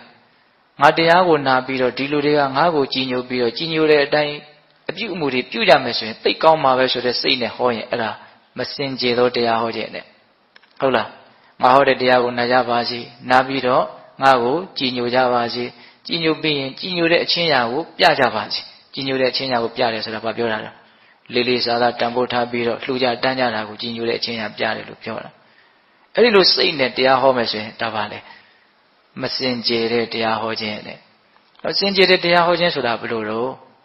ငါဟောတဲ့တရားကိုနာကြပါစေနာပြီးရင်သိကြပါစေဆိုလိုချက်အဓိပ္ပာယ်ကိုသိကြပါစေသိပြီးရင်သိတဲ့အတိုင်းရှင်းနိုင်ကြပါစေဆိုတဲ့စိတ်နဲ့တရားဟောမှသာလေအဲ့ဒါစင်ကြယ်သောတရားဟောခြင်းဖြစ်တယ်ယဟန်တို့တဲ့ကတ္တပဟာအဲ့ဒီလိုစင်ကြယ်သောတရားဟောခြင်းဖြစ်လာတဲ့တရားဟောတယ်တဲ့ဟောသူ့ကိုပဲဥမာပေးတာနော်ယဟန်တို့တဲ့ငါဟာကတ္တပလိုယဟန်ကတ္တပနဲ့တူတဲ့ယဟန်မျိုးကိုသာနဲ့ဥပမာပြုပြီးတော့တရားကိုဟောမယ်တဲ့အဲ့လောက်ထိချီးမြှောက်တယ်ရှင်မကတ္တပကိုမြတ်စွာဘုရားကဟုတ်လားဒါကဦးဇင်းတို့စန္ဒုပမတုတ်တန်ထဲမှာလာတဲ့အကြောင်းအရာလေးတွေမှတ်မိတာလေးကိုဦးဇင်းပြောပြတာဟုတ်လားအဲ့ဒီထဲမှာဦးဇင်းတို့ဩဝါဒတုတ်တန်ဆိုတာ၃ပုဒ်ပါတယ်ပထမဩဝါဒတုတ်တန်ဒုတိယတတိယဩဝါဒတုတ်တန်ဆိုနော်အဲ့ဒီမှာပထမဩဝါဒတုတ်တန်ထဲမှာမြတ်စွာဘုရားအာဟောထားတော့ဆိုတော့ခါတစ်ပါးမှာရှင်မကတ္တပကိုမြတ်စွာဘုရားကကတ္တပတဲ့ယဟန်တွေကိုသင်တရားဟောပါဆုံးမပါငါလည်းပဲဆုံးမမယ်သင်နဲ့ငါနဲ့ဟာယဟန်တွေကိုဆုံးမပြီးတော့အကျိုးရှိအောင်လုပ်ကြမယ်တန်းတူထားပြောတာနော်မြတ်စွာဘုရားအဲ့လိုမျိုးယဟန်တွေကိုဆုံးမဖို့တရားဟောတိုက်တွန်းတော့ရှင်မကတ္တပကမြတ်စွာဘုရားတဲ့အခုခေတ်ယဟန်တွေဟာဆုံးမခက်လိုက်တာတဲ့ဒါမြတ်စွာဘုရားပြိမိမစံခင်မှာအခုခေတ်လို့သုံးတယ်နော်အခုအခါရှေးအခါအခုအခါလို့သုံးတယ်ဒါမြတ်စွာဘုရားရဲ့ဘုရားစပြီးတော့ဖြစ်ခါစအချိန်ကစပြီးတော့ဝါ20အတွင်းကိုဒါရှေးလို့သုံးတယ်ဝါ20နောက်ပိုင်းမှာတိက္ခဗုဒ္ဓအများကြီးပြည့်ညက်ပြီးတော့သိုးသွန်းတဲ့ယဟန်တွေကပေါ်လာတာအများကြီးဖြစ်လာတာဝါ20အတွင်းမှာတော့အဲ့လိုမျိုးအလွန်တန်ရှင်းစင်ကြယ်တယ်ဟုတ်လားဒါကိုရည်ညွှန်းတာမြတ်စွာဘုရားတဲ့အခုအချိန်ခါမှာယဟန်တွေကဆုံးမခက်လိုက်တာတဲ့အဆုံးမခက်ကြောင်းအကုသိုလ်တွေနဲ့ပြည်နေတယ်တဲ့သူတို့ကတီးမခံနိုင်ကြဘူးတဲ့ပြောတဲ့စကားကိုရိုးရိုးသေးသေးနားမထောင်နိုင်ကြဘူးဒါမှမဟုတ်သူမဆုံးမခြင်းဘူးလို့ပြောတာပဲအဲ့လိုအမိန့်ရှိတဲ့အခါကျတော့မြတ်စွာဘုရားကမြတ်စွာဘုရားအဲ့လိုအမိန့်ရှိတော့ရှင်မကတ္တပကအဲ့လိုဆုံးမခက်တယ်ဆိုတော့ပြောရင်းနဲ့စက်မိဆက်ရပေါ့ဘာလျှောက်တော့ဆိုတော့မြတ်စွာဘုရားတဲ့အာနန္ဒာရဲ့တပည့်ဖြစ်တဲ့ဗန္ဒာယဟန်ရဲ့အနုဒ္ဒရာရဲ့တပည့်ဖြစ်တဲ့အဘိစိကယဟန်ရဲ့အဲ့ဒီယဟန်တစ်ပါးဆိုရင်ဘလို့တောင်လုပ်လဲဆိုတော့တရားဟောပြိုင်ကြတယ်ဘုရားတဲ့ဘသူရှောက်နေတာမြတ်စွာဘုရားမင်းနဲ့ငါနဲ့ဘသူကအများကြီးဟောနိုင်မလဲဘသူဟောတာကကောင်းတယ်ဘသူကအကြာကြီးဟောနိုင်မလဲအဲ့ဒီလိုတောင်တရားဟောပြိုင်ကြတယ်ဘုရားဖြစ်နေတာကို तू ပြောတာအဲ့တော့မြတ်စွာဘုရားကအေးအဲ့လိုဖြစ်နေတာလားကဲအဲ့လိုဆိုလို့ရှိရင်အနာရှိတဲ့ယဟန်တစ်ပါးကိုပွားပြီးတော့အဲ့ဒီယဟန်တစ်ပါးကိုခေါ်ကြည့်လို့ခိုင်းတယ်ရှောက်လာကြတယ်အဲ့ဒီဗန္ဒာယဟန်နဲ့အဘိစိကယဟန်နဲ့အဲ့တော့မြတ်စွာဘုရားဟုတ်လားလို့မေးတယ်ဟုတ်တဲ့အကြောင်းရှောက်ရတာပေါ့အဲ့တော့မြတ်စွာဘုရားကကဲနေစမ်းပါဦးတဲ့ငါကဘယ်တော့မှများတရားများများဟောနိုင်တယ်လို့မင်းတို့အချင်းချင်းပြိုင်ညဟုတ်လားနော်ကောင်းကောင်းဘယ်သူကဟောနိုင်တယ်လဲဆိုတော့သိအောင်ပြိုင်ညအများကြီးဘယ်သူကဟောနိုင်လဲဆိုတော့သိအောင်ပြိုင်ညလို့ငါဘယ်တော့မှများဟောတာကိုမင်းတို့မှတ်သားဘူးလေတဲ့မမှတ်သားဘူးပါဘယ်ထဲမှမပါတာမရှိပါဘူးပေါ့ဆိုလိုတာပြိုင်နဲ့ဆိုင်တဲ့ကိစ္စကြီးကတော်တော်စိတ်ပြည့်စရာကောင်းတယ်ပေါ့နော်ဟုတ်တယ်မဟုတ်လားနော်ဒါမြတ်စွာဘုရားလက်ထက်ကအဖြစ်ပြက်လေးနော်ပြုံးလဲပြုံးစရာပေါ့လေဘယ်သူကတရားများများဟောနိုင်မလဲကောင်းကောင်းဟောနိုင်မလဲအကြာကြီးဟောနိုင်မလဲဆိုတာကိုပြိုင်ကြတာတဲ့ဟုတ်လား ယဟန်နေပြောရခက်တယ်ဆိုတာနဲ့ပတ်သက်ပြီးတော့ဒါရှောက်တာမြတ်စွာဘုရားအဲ့ဒီမှာမြတ်စွာဘုရားကအဲ့ဒီလိုမျိုးမလုပ်ရဘူးမက်ဖို့မနည်းအချီးနှီးသောယောက်ျားဒီလိုမျိုးမြတ်စွာဘုရားနော်မန်မဲတော်မူတယ်ပေါ့ဟုတ်လားဒါမျိုးမလုပ်ရဘူးဆိုပြီးတော့အဲ့ဒါကဦးဇင်းတို့ပထမဩဝါဒတုတ်တန်ထဲမှာဒီအကြောင်းအရာလေးတွေ့ရတယ်နော်ဒုတိယတတိယဩဝါဒတုတ်တန်ကတော့ပိုးပြီးတော့တောင်မှတ်သားစရာကောင်းအဲ့ဒီပြောထားတဲ့အကြောင်းအရာလေးတွေကအခုခေတ်ဆိုးတယ်ဆိုတာနော်အဲ့ဒီတုန်းကတောင်အဲ့လိုတွေရှိတယ်ဆိုတော့အခုဖြစ်နေတာဘာမှမဆန်းဘူးဆိုတာလေးကိုစဉ်းစားနိုင်ကြဖို့ဘာပြောတာတုန်းဆိုတော့ကတ္တပါတဲ့သင်ဟာယဟန်တွေကိုစုံမပါတရားဟောပါငါလည်းပဲယဟန်တွေကိုစုံမမယ်တရားဟောမယ်သင်တဲ့ငါနဲ့ဟာယဟန်တွေကိုအတူတူစုံမကြမယ်ဟောကြမယ်ဒီတော့မြတ်စွာဘုရားတဲ့ယဟန်တွေဟာစုံမခက်ပါလေစောစောကလိုပဲလျှောက်တယ်တိခတ်နိုင်ခဲ့ကြတယ်ရိုးရိုးတည်တည်နားမထောင်ကြဘူးအဲ့တော့မြတ်စွာဘုရားကဟုတ်တယ်တဲ့ရှင်းတုန်းကဆိုလို့ရှိရင်ယဟန်တွေဟာဒူရင်ဆောက်တည်ကြတယ်တောရအရမှနေကြတယ်စွန့်ခံပြီးတော့စားကြတယ်ပန်းတကူသင်္ကန်းကိုဆောင်းကြတယ်အလိုလဲနဲကြတယ်အလိုနဲခြင်းရဲ့ဂုဏ်ကိုလည်းပြောကြတယ်နော်ရောင်ရဲမှုလည်းရှိကြတယ်ရောင်ရဲမှုရှိခြင်းရဲ့ဂုဏ်ကိုလည်းပြောကြတယ်စိတ်ညင်ရမှာပျော်မွေ့ကြတယ်အပေါင်းဖော်နဲ့မမွေ့လျော်ကြဘူးအလွန်ထက်သန်တဲ့လုံလဝရိယရှိတယ်အကုသိုလ်ဖယ်ဖြောက်ရေးကုသိုလ်ပွားများရေးမှာအလွန်ထက်သန်တဲ့လုံလဝရိယလည်းရှိကြတယ်လုံလဝရိယရှိခြင်းရဲ့ဂုဏ်ကျေးဇူးကိုလည်းပြောဆိုလေးရှိကြတယ်တဲ့ရှေးတုန်းကယဟန်တွေအဲ့ဒီလိုမျိုးနော်သူတော်ကောင်းတရားကိုစွမ်းသောတမန်ကျင့်သုံးတဲ့အခါကာလတုန်းကယဟန်တွေရဲ့အနေထားကဘယ်လိုရှိတော့အဲ့လိုဒူတင်ကိုစောင့်တည်ပြီးတော့ဒူတင်ဆောင်ခြင်းရဲ့ဂုဏ်ကျေးဇူးကိုပြောဟုတ်လားအလိုနေတယ်ရောင်ရဲတယ်စိတ်ညစ်ရမှာပျော်မွေ့တယ်နော်အဲ့လိုမျိုးကောင်းကောင်းမွန်မွန်ကျင့်သုံးနေတဲ့ယဟန်ကိုတွေ့ရင်ယဟန်အချင်းချင်းကလည်းပဲအော်ဒီအရှင်ရဲ့အမိကဘယ်လိုရှိတာတော့ဒါဘယ်သူလဲပေါ့စိတ်ဝင်စားတယ်အဲ့ဒီအရှင်အော်ကောင်းကောင်းကျင့်တာပဲအဲလာပါထိုင်ပါဆိုတော့နေရာပေးတယ်တဲ့ကောင်းကောင်းကျင့်တဲ့ယဟန်ကိုရှေးတုန်းကပါလဲနေရာပေးတယ်တဲ့အဲ့လိုနေရာပေးပြီးတော့အရေးတယူလေးလေးစားစားလုပ်ကြတော့အောက်ကယဟန်ငယ်လေးတွေကလည်းဒါကိုမြင်ရတဲ့ခါကျတော့အော်ဒါကိုအားကြတယ်အတုယူတယ်ငါတို့လည်းပဲဒီလိုကျင့်မယ်ဆိုပြီးတော့နော်အတုလိုက်ပြီးတော့ကျင့်သုံးကြတဲ့အတွက်ကြောင့်အများစုဟာချမ်းသာကြတယ်တဲ့ယဟန်ငယ်တွေကချမ်းသာကြတယ်ဒါရှေးကအနေထားကိုပြောတာအခုအဲ့လိုမဟုတ်ကြဘူးတဲ့ဟောဒါမြတ်စွာဘုရားလက်ထက်မှာပြောနေတာနော်ဒူတင်ကိုမဆောက်တည်ကြဘူးဒူတင်ကိုမချီးမွမ်းကြနော်အလွန်နဲမှုမရှိကြဘူးအလွန်နဲမှုကိုလည်းမချီးမွမ်းကြရောင်ရဲမှုလည်းမရှိဘူးရောင်ရဲမှုကိုလည်းမချီးမွမ်းကြဘူးနော်စိတ်ညစ်ရမှာလည်းမပျော်ကြဘူးစိတ်ညစ်ရနေတာကိုလည်းမချီးမွမ်းဘူးနော်အပေါင်းဖော်နဲ့မွေးလျော်ခြင်းတွေလည်းရှိကြတယ်အပေါင်းဖော်နဲ့မမွေးလျော်ခြင်းကိုလည်းမချီးမွမ်းဘူးလုံလဝရိယလည်းမရှိဘူးလုံလဝရိယရှိတာကိုလည်းမချီးမွမ်းကြဘူးတဲ့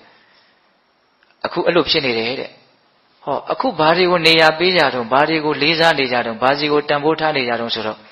ယဟန်တစ်ပါးကအချမ်းရံနေများမယ်ဟုတ်လားထင်ရှားမယ်ကြော်ကြားမယ်နာမည်ကြီးမယ်ပေါ့နော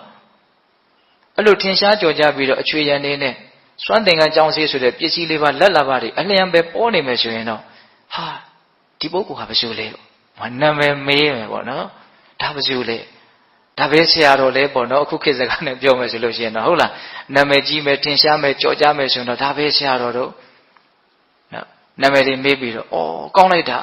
ရှင်ဘုရားတို့မြတ်အရာတော်လိုက်တာဟုတ်တယ်အခုခေတ်ဘုံကြီးလို့ရှိရင်အချင်းချင်းအလွန်အထင်ကြီးတယ်ပေါ့နော်ကောင်းလိုက်တာ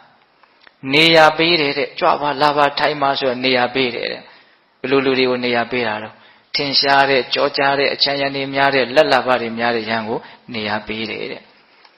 အဲ့ဒီလိုမျိုးလှုပ်တော့ငယ်တဲ့ယဟန်တွေကဒါတွေကိုအတူယူပြီးတဲ့ဩလောကကြီးမှာနေရာရခြင်းတော့ထင်ရှားမှာပဲကြောကြားမှာပဲလက်လာပါတွေများမှာပဲဒါကိုသူတို့ပန်းနိုင်နေနဲ့ထားပြီးတော့လှုပ်ကြတော့မယ်နော်ဒါမြတ်စွာဘုရားရဲ့ခေတ်မှာတော့အဲ့ဒီအနေထားရှိတယ်ဆိုတာလေးကိုဘုသူဒ္ဓပြောပြတာဟုတ်လားအဲ့ဒီလိုမျိုးနောက်ဖြစ်တဲ့နာတွေကိုအတူယူတဲ့အခါကျတော့ယဟန်တွေကဘာဖြစ်ကြလဲဆင်းရဲကြတယ်တဲ့ဆိုတော့ကအလိုနဲမှုရောင်ရဲမှုမြင့်မြတ်တဲ့ဂုဏ်တွေမရှိဘူးပေါ့ဟုတ်လားအဲ့တော့အဲ့ဒီတုတ်တန်လေးထဲမှာတရားတော်မတို့ဦးဇင်းတို့စဉ်းစားရရှိတာကနော်ရှေးကအကျင့်ကိုပဲတန်ဖိုးထားပြီးတော့လေးစားပြီးတော့မြတ်လို့ကြတယ်နောက်ရောက်လာလေလေအဲ့ဒီအကျင့်ကိုသိပြီးတော့တန်ဖိုးမထားတော့ဘဲနဲ့ကျင့်ရကောင်းမှမသိတော့ဘဲနဲ့နောက်ထင်ရှားမှုကြောကြားမှုအချမ်းရများမှုလက်လာပါများမှုကိုပဲရှေ့တန်းတင်လာကြတယ်ပေါ့တော့အခုအဲ့လိုဖြစ်နေတာဘာဆန်းတယ်လဲလို့မေးရင်ဘာမှမဆန်းဘူးသဘောပေါက်ရလားဗျအေးအဲ့တော့ရှင်မကတ္တပကဒီလိုမျိုးမဟုတ်ဘူး ဒါရှင်မကတ္တပကိုပဲဥမာပေးပြီးတော့မြတ်စွာဘုရားဟောတာနော်ဟုတ်ရဲ့လားအေးအဲ့တော့ဒါကဩဝါဒတုတ်တန်တွေထဲမှာတွေ့ရတဲ့အကြောင်းအရာလေးတွေပေါ့အဲ့ဒီထဲမှာဦးဇင်းတို့ပြောရင်းနဲ့နည်းနည်းလေးဆန်းတဲ့အဖြစ်အပျက်လေးနှစ်ခုကိုလည်းပြောပြခြင်းသေးတယ်နောက်တစ်ခါမှာတော့ရှင်အနန္ဒာကရှင်မကတ္တပကိုရောမြတ်ကြီးကိုဘိက္ခုနီမတွေရဲ့အကြောင်းကိုလိုက်ဖို့ပင့်တယ်ရှင်အနန္ဒာကအလွန်ကြီးညိုတယ်ရှင်မကတ္တပကိုရှင်မကတ္တပကလည်းဒီရှင်အနန္ဒာကိုနော်ကိုယ့်ရဲ့ညီလေးလိုသားလေးလိုသူချစ်တယ်တွေ့ရတဲ့သူတို့ရဲ့မှတ်တမ်းတွေကိုကြည့်လိုက်လို့ရှိရင်အယဉ်ရှင်းနေတယ်ဆိုတာထင်ရှားတယ်အဲ့ဒါနဲ့ရှင်အနန္ဒာကမရမကပင့်တယ်ရှင်မကတ္တပဒါမြို့ရောက်လာတဲ့အခါရွာချောင်းရောက်လာတဲ့အခါပင့်တာနဲ့တူတယ်များသောဖြင့်သူကတောထဲမှာပဲနေတာများတယ်ပင့်တဲ့အခါကျတော့မလိုက်ချင်ဘူးညင်းတယ်ရှင်ဘုရားကြွပါကြောက်တုံးလေးဆိုအတင်းပင့်တော့လိုက်သွားတာဘိက္ခုနီမတွေအကြောင်းလိုက်သွားတာဟိုရောက်တဲ့အခါကျတော့ရှင်အနန္ဒာကတိုက်တွန်းလို့တခါတရားဟောရတယ်ရှင်မကတ္တပတရားဟောတယ်ဘိက္ခုနီမတွေအဲ့လိုတရားဟောပြီးတော့အရှင်မြတ်နှစ်ပါးပြန်လဲကြွသွားကြရောအဲ့ဒီဘိက္ခုနီမတွေတဲကထုံလတိတ်တာဆိုတဲ့ဘိက္ခုနီမကဘာပြောတော့ဆိုတော့ဒီရှင်မကတ္တပဆိုတဲ့ကိုတော်ကရှင်အနန္ဒာရှိမှတရားများဟောပါပေရဲ့နော်အလွန်ပညာရှိတဲ့ရှင်အနန္ဒာရှိမှဒီရှင်မကတ္တပကဘာလို့တရားဟောတဲ့တယ်လို့ထင်ရတာတော့နော်ဘာပြောတော့ဆိုတော့သူကအဲ့ဒီထဲမှာနော်အထုတ်လုပ်သူရဲ့ရှေ့မှာအရောင်းတဲ့လူကလာပြီးတော့မြန်အကြောင်းကိုပြောနေရသေးတယ်အဲ့ဒါအဲ့ဒီကပေါ်တဲ့စကားဗျအဲ့ဒီစကားကဟုတ်လားနော်အကုံသေးကြီးရဲ့ရှေ့မှာအရောင်းနေတယ်နော်အထုတ်လုပ်သူရဲ့ရှေ့မှာအရောင်းနေနော်ထုတ်လုပ်သူနဲ့ရောင်းတဲ့လူနဲ့ဘယ်သူကအဲ့ရဲ့အကြောင်းကိုပိုသိမလို့ထုတ်လုပ်သူကပိုသိတာပေါ့နော်အဲ့ဒီလိုပြောတာကိုအဘိညာဉ်နဲ့ရှင်မကတ္တပကသိတယ်သိတဲ့အခါကျတော့ရှင်အနန္ဒာကိုခေါ်ပြီးတော့ပြောတာအနန္ဒာတဲ့မင်းကအလုပ်တဲ့လူလားငါကအလုပ်တဲ့လူလားတဲ့ဟုတ်လားမင်းကအယောင်းတဲ့လူလားငါကအယောင်းတဲ့လူလားတဲ့နော်အဲ့လိုပြောတော့ရှင်အနန္ဒာကရိပ်မိပုံရတယ်တယောက်ယောက်ပြောတဲ့အတန်ကိုရှင်မြတ်ကြီးသိပုံရတယ်ဓာတ်ရိုက်ဘလို့ပြောတော့ဆိုတော့အရှင်ဘုရားတဲ့တိခဏတော်ဘုရားမာတုကာမတွေကအလွန်မိုင်မဲလှပါတယ်ဘုရားတဲ့အဲ့တန်တန်းလျှောက်တယ်သိလားနော်ဒါအဲ့ဒီကိုသွားလို့ဒီပြဿနာပေါ်လာတာကိုရှင်ဘုရားတိခမဘုရားတဲ့မာတုကာမတွေကအလွန်မိုင်မဲလှပါတယ်အဲ့တော့ဘာပြောတော့အနန္ဒာတဲ့ဆန္ဒတွေစောပြီးတော့အဲ့လိုလည်းမပြောနဲ့အောင်နဲ့ဟုတ်လားနော်အဲ့ဒီမှာသူ့ရဲ့အစွမ်းတတ္တိတွေကိုရှင်မကတ္တပကိုရမေကြီးကပြောတာငါ့ကိုဒန်းတူထားတယ်လို့မြတ်စွာဘုရားကဘယ်ယဟန်ကိုဒန်းတူထားဖို့တလေတဲ့နော်မြတ်စွာဘုရားရှင်အနန္ဒာရှင်မကတ္တပကိုအများကြီးဒန်းတူထားပြီးတော့ဟောတာရှိတယ်ငါကဇံအမျိုးမျိုးကိုဝင်စားနိုင်တယ်လို့ရှင်မကတ္တပလည်းဇံအမျိုးမျိုးကိုဝင်စားနိုင်တယ်နော်သူ့မှာရှိတဲ့အစွမ်းတွေကိုပြပြီးတော့အဲ့ဒီလိုအစွမ်းမျိုးရှင်မကတ္တပမှာရှိတယ်ဆိုပြောတဲ့ဒေသနာတွေကအများကြီးရှိတယ်အဲ့လိုမျိုးဘယ်သူကိုမြတ်စွာဘုရားဟောဖို့တလေတဲ့ဟုတ်လားအဲ့ဒီမှာသူ့မှာအဘိညာဉ်တွေနဲ့ပြည့်စုံနေဆိုတဲ့အကြောင်းအကုန်ပြောပြီးတော့ဘာပြောတော့ဆိုတော့ငါရဲ့ဒီထုကဲမြင့်မြတ်တဲ့ဉာဏ်အထူးတွေကိုအတိအမှတ်မပြုကျင်တဲ့ပုဂ္ဂိုလ်တွေဟာ9000 8000လောက်ရှိတဲ့ဆင်ကြီးကိုထရွက်6နဲ့ကားတယ်လို့မျိုးပဲဖြစ်မယ်တဲ့ဘယ်လိုမှသူ့ရဲ့ဂုဏ်တွေကိုဖုံးလို့မရဘူးလို့ပြောတာဟုတ်လားအဲ့ဒါလိုလဲပြောပြီးတော့အဲ့ဒီထုံလားတိတ်တာဘိက္ခုနီမှာမကြခင်မှာပဲလူထွက်သွားတယ်တဲ့သာသနာတော်ကနေဆုံးရှုံးသွားတယ်ဟုတ်လားဒါဒီအကြောင်းအရာလေးတစ်ခုတွေ့ရတယ်ပေါ့နောက်တစ်ခါအကြောင်းအရာလေးတစ်ခုကလည်းပဲစိတ်ဝင်စားတယ်အဲ့ဒါကဘာလဲဆိုတော့တခါမှာတော့ရှင်အနန္ဒာကိုရမြတ်ကြီးရဲ့တပည့်တာဝကတွေတော်တော်များများယဟန်တွေလူထွက်သွားကြတယ်30လောက်လူထွက်သွားတယ်အဲ့ဒါကိုသိရတဲ့အခါကျတော့ရှင်မကတ္တပကရှင်အနန္ဒာကိုဆူတာနော်အဲ့တော့ရှင်အနန္ဒာကအဲ့ဒီအချိန်မှာခေါင်းလေးတောင်ဖြူနေပြီမထေကြီးဖြစ်နေပြီအနန္ဒာတဲ့သင်ဟာနော်ကောက်စဘာခင်းတွေကိုဖျက်ဆီးပြီးတော့သွားတယ်လို့မျိုးတဲ့ဒီတရားဓမ္မတွေရဲ့တရားတရားတွေကိုဖျက်ဆီးပြီးတော့တင်သွားတာပဲသင်ရဲ့ယဟန်တွေကအလွန်ဆိုးသွမ်းနေတဲ့သင်ရဲ့ယဟန်တွေကအလွန်ပျက်စီးနေတယ်တဲ့ဘာလို့ဒီလိုလုပ်ရတာလဲတဲ့အိန္ဒိယမရှိဘူးတဲ့လျှက်ပေါ်လော်ဒီတဲ့စကားတွေကလည်းများတယ်တဲ့ဘာထိမ့်သိမ့်မှုမှမရှိဘူးတဲ့ဒီလိုယဟန်ပေါက်စတွေချမ်းချမ်းပြီးတော့တင်သွားနေတာမကောင်းဘူးတဲ့ဟောဒီတငယ်ဟာအခုချိန်ထိဘာမသိဘူးတဲ့ဟောရှင်အနန္ဒာကိုတငယ်လို့ဆိုတဲ့စကားနဲ့နော်အတိုင်းရှိမသိလေစွာလို့အဲ့လိုဆိုတာနော်ဦးဇင်းတို့အရက်ပြောမှဆိုငေါက်တဲ့သဘောမျိုးပေါ့နော်ရှင်အနန္ဒာကိုအဲ့လိုပြောတာအဲ့တော့ရှင်အနန္ဒာကတပည့်တော်ခေါင်းနေတောင်ဖြူနေပါပြီတဲ့ဒါပေမဲ့လို့တငယ်ဆိုတဲ့အသုံးနှုန်းနဲ့အခုချိန်ထိဆုခန်းနေရသေးတယ်မခံမြင်ဘူးနော်အလွန်ချစ်ခင်ရင်းနေတာ ရှင်အနန္ဒာကအဲ့ဒါလို့ရှင်အနန္ဒာကိုရှင်မကတ္တဗကဒီသူငယ်ဆိုတဲ့အတုံးလုံးနဲ့ကလေးဆိုတဲ့အတုံးလုံးနဲ့ဒီလိုဆူတာကိုဘယ်သူကမခံနိုင်ဘူးလို့ဆိုတော့ဘိက္ခုနီမတွေကမခံနိုင်ဘူး။အရှင်အနန္ဒာအကြောင်းပြောတဲ့အခါမှာဒီဘိက္ခုနီမတွေတချို့တဲတဲလှုပ်တယ်ဆိုတာကိုလည်းထည့်ပြီးတော့ပြောဖို့ရှိတယ်ဟုတ်လား။အဲ့ဒီဘိက္ခုနီမတွေကထုံလနန္ဒာဆိုတဲ့ဘိက္ခုနီမရှိတယ်။သူ့ကိုအကြောင်းပြုပြီးတော့တိခါဝုဒ္ဓတွေလည်းအများကြီးပြညတာတွေရှိတယ်ဝီနည်းထဲမှာ။အဲ့ဒီထုံလနန္ဒာဘိက္ခုနီမကဘယ်လိုပြောတော့ဆိုတော့ဒိဋ္ဌိဘဝကပြောင်းလာတယ်ဒီရှင်မဟာကတ္တပကရှင်မဟာကတ္တပကမြတ်စွာဘုရားကိုယဉ်မှန်းပြီးတော့ဝတ်လာတာအဲ့ဒါကိုသူကဒိဋ္ဌိလို့ဆွဆွဲတာနော်ဒိဋ္ဌိဘဝကပြောင်းလာတယ်ဒီရှင်မဟာကတ္တပကဉာဏ်ပညာအလွန်ကြီးတော်မူတဲ့ရှင်အနန္ဒာကိုသူကအဲ့လိုဆုံးမသင့်တယ်လို့သူကသူဘာလို့အဲ့လိုထင်ရတာတော့သူကြားရရနေမှာမခံကျင်ဖြစ်နေတာအဲ့လိုမျိုးရှင်မဟာကတ္တပကိုနော်မကြည်ညိုတဲ့စိတ်နဲ့မနှစ်လိုတဲ့စိတ်နဲ့သူဝစီကံအဖြစ်ပြောတာနော်ရှင်အနန္ဒာလိုပညာရှိတဲ့ပုဂ္ဂိုလ်ကိုနော်ရှင်အနန္ဒာကတကယ်လည်းပညာရှိပါတယ်အလုံးကရှင်အနန္ဒာရဲ့အံ့ဖွယ်တွေကလည်းအများကြီးရှိတယ်နော်လူကြည့်လူခွင့်အလွန်များတယ်ဆိုတာရှင်အနန္ဒာရဲ့အလွန်ထူးခြားတဲ့အံ့ဩဖွယ်ဟာပဲဘယ်ရဟန်းမှမတူဘူးအဲ့ဒါရှင်အနန္ဒာအကြောင်းပြောတဲ့အခါကျတော့အဲ့ဒါပါမယ်ပေါ့အဲ့အခုလည်းပဲထုံလနန္ဒာကရှင်အနန္ဒာကိုဆူလို့ရှင်မကတ္တပကိုမကြည်မနဲ့ပြောတာမှာနော်ဒိဋ္ဌိဘဝကပြောင်းလာတဲ့ပုဂ္ဂိုလ်ဟာရှင်အနန္ဒာကိုဒီလိုပြောတဲ့တယ်လို့ဘာလို့ထင်တာတော့အဲ့ဒီလိုပြောတာကိုရှင်မကတ္တပကကြားပြန်တယ်အဘိညာဉ်ရှိတာဆိုကြားတယ်သိတယ်ဟုတ်လားသိတဲ့အခါကျတော့စောစောကလိုပဲနော်ဒီလိုဒီအကြောင်းသူကြားရတယ်ဆိုတာကိုပြောပြပြီးတော့ငါဟာတဲ့ဘယ်သာသနာပြင်ပအယူဆရှိတဲ့ပုဂ္ဂိုလ်မှာဆရာတင်ခဲ့တာမရှိဘူးတဲ့ငါရဟန်းပြုတဲ့ကိုကစားမြတ်စွာဘုရားကိုယဉ်မှန်းပြီးတော့ရဟန်းပြုခဲ့တာရဟန်းဖြစ်ပြီးတော့9ရက်နေတော့ငါဟာအတော်ကုန်ခံခဲ့တာသူ့ရဲ့အစွမ်းတွေကိုပြောပြတာပါပဲအမှန်ကတော့ဟုတ်လားငါရဲ့ထူးခြားတဲ့ဒီစွမ်းရည်တတိအဘိညာဉ်စွမ်းရည်တတိကိုမတိကျိုးခြင်းပြုမယ်ဆိုလို့ရှိရင်စောစောကပြောသလို9000 8000တောင်ရှိတဲ့ဆင်ကြီးကိုထမ်းလျက်နဲ့ထမ်းရွက်နဲ့ကားသလိုမျိုးသာဖြစ်လိမ့်မယ်ဟုတ်လားအဲ့လိုအမိန့်ရှိတာအဲ့ဒါမကြာဘူးအဲ့ဒီထုံလနန္ဒာဘိက္ခုနီမှလည်းလူထွက်သွားရောအဲ့ဒါပါမှတ်တမ်းတင်ထားတာနော်ဒါကနောက်အရှင်မြတ်ကြီးကိုပြင်းမာတဲ့အနေအထားနဲ့ဆက်ဆက်ပြီးတော့ပြောထားတာဆိုတော့အဲ့လိုပြင်းမာလို့မြန်ဒုက္ခဖြစ်ရသလားဆိုတာကစဉ်းစားရရှိတယ်ဟုတ်လားဒါကရှင်မကတ္တပကိုရမြတ်ကြီးနဲ့ပတ်သက်ပြီးတော့မှတ်တမ်းတင်ထားတဲ့အကြောင်းအရာလေးတွေအဲ့ဒီလိုနဲ့ရှင်မကတ္တပကိုရမြတ်ကြီးဟာယဟန်ဖြစ်ပြီးယဟန္တာဖြစ်ပြီးတဲ့ဟာစပြီးတော့ဒီမြင့်မြတ်တဲ့ဒုတင်အကျင့်နေနဲ့နော်အလိုနဲစွာရောင်ရဲစွာနော်စိတ်ငြိမ်ရာရက်မှာပဇိုးနဲ့မှပတ်သက်ဆက်ဆက်မှုတိတ်မရှိဘဲနဲ့ချိုးချံချွေတာစွာအလွန်ချမ်းသာစွာကျင့်သုံးပြီးတော့နေထိုင်ရင်းနဲ့အလွန်အသက်ကြီးလာတဲ့အခါကျတော့နော်မြတ်စွာဘုရားဟောထားတဲ့မေးထားတဲ့အမေးဖြေလုပ်ထားတဲ့သုတ်တန်လေးတစ်ပုဒ်ရှိတယ်ဇိဏသုတ်တန်နော်ဇိဏဆိုတာအိုမင်းမီဆိုတဲ့အဓိပ္ပာယ်မြတ်စွာဘုရားကဘာမင်းရှိတုံးဆိုတော့ကတ္တပတဲ့သင်ဟာအခုအရွယ်အိုမင်းလာပြီသင်ဆောင်းနေတဲ့ဒီပိုက်ဆံလျှော်နဲ့ရက်ထားတဲ့သင်္ကန်းကြီးကအလွန်လေးပါတယ်တဲ့အဲ့ဒါကြီးကိုစွန့်လိုက်တော့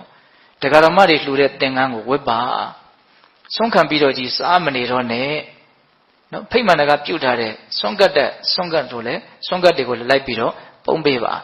ပြီးတော့ဒီမှာငါနဲ့အတူလာပြီးတော့ကြောင်းမှာလာနေပါအဲ့လိုတောင်ရဆော်ရဖိတ်တာနော်တော့မှမနေနဲ့အသက်ကြီးလာပြီပင်ပန်းလို့ဒီကြောင်းမှာနေပါအဲ့လိုမျိုးပြောတော့ရှင်မကတ္တဗကမြတ်စွာဘုရားတဲ့တပည့်တော်ဟာကြာမြင့်စွာသောကာလတွေကစပြီးတော့တော်ရမှာနေခဲ့တယ်အရညကင်တူရင်စောက်တည်ရလို့ခေါ်တာပေါ့နော်လူသူနီးတဲ့နေရာမှာအာယုံမတက်ဘူးဟုတ်လားဆွန့်ခံပြီးတော့စားခဲ့တယ်ပန်းတကူသင်္ကန်းကိုပဲဆောင်းခဲ့တယ်တစ်ပင်အောင်မှာပဲနေခဲ့တယ်ကြာမြင့်စွာတွေကစတပည့်တော်ဟာဒူရင်စောက်တည်ပြီးတော့နေခဲ့တာဒါကြောင့်အခုကြာမှာအဲ့ဒါလိုမစောက်တည်ပဲနဲ့မနေခြင်းဘူးတဲ့အခုလည်းပဲစောက်တည်မယ်ပင်ပန်းတည်ဖြစ်စီဆင်းရဲတည်ဖြစ်စီဒူရင်ကိုစောက်တည်ပြီးတော့အလိုနဲစွာရောင်ရဲစွာဟုတ်လားချွေးချံချွေတာမှုအပြည့်နဲ့အပေါင်းဖော်တွေနဲ့မမွေ့လျော်ပဲနဲ့စိတ်ညစ်ရမှာထက်တန်တဲ့လုံလဝရိယနဲ့ပဲတပည့်တော်နေပါမယ်လက်မခံဘူးတော့သူကအဲ့တော့မြတ်စွာဘုရားကအပြစ်မတင်ပါဘူးကတ္တပတဲ့ဘယ်လိုအကျိုးတူးတွေကိုမျှော်ကိုပြီးတော့သင်ကဒီလိုအသက်အရွယ်ကြီးသည့်အထိဒီအကျင့်တွေကိုကျင့်နေတာတုံးတဲ့သူ့ရဲ့သဘောကိုမြင်အောင်ပေါ်အောင်မြတ်စွာဘုရားမေးအောင်แต่မြတ်စွာဘုရားတဲ့တပည့်တော်အကျိုးတူးနှစ်ပါးကိုရည်ရွယ်ပြီးတော့ဒီလိုအသက်ကြီးသည့်အထိဒီအကျင့်မြတ်တွေကိုကျင့်နေတာနံပါတ်1အကျိုးတူးကဘာလဲ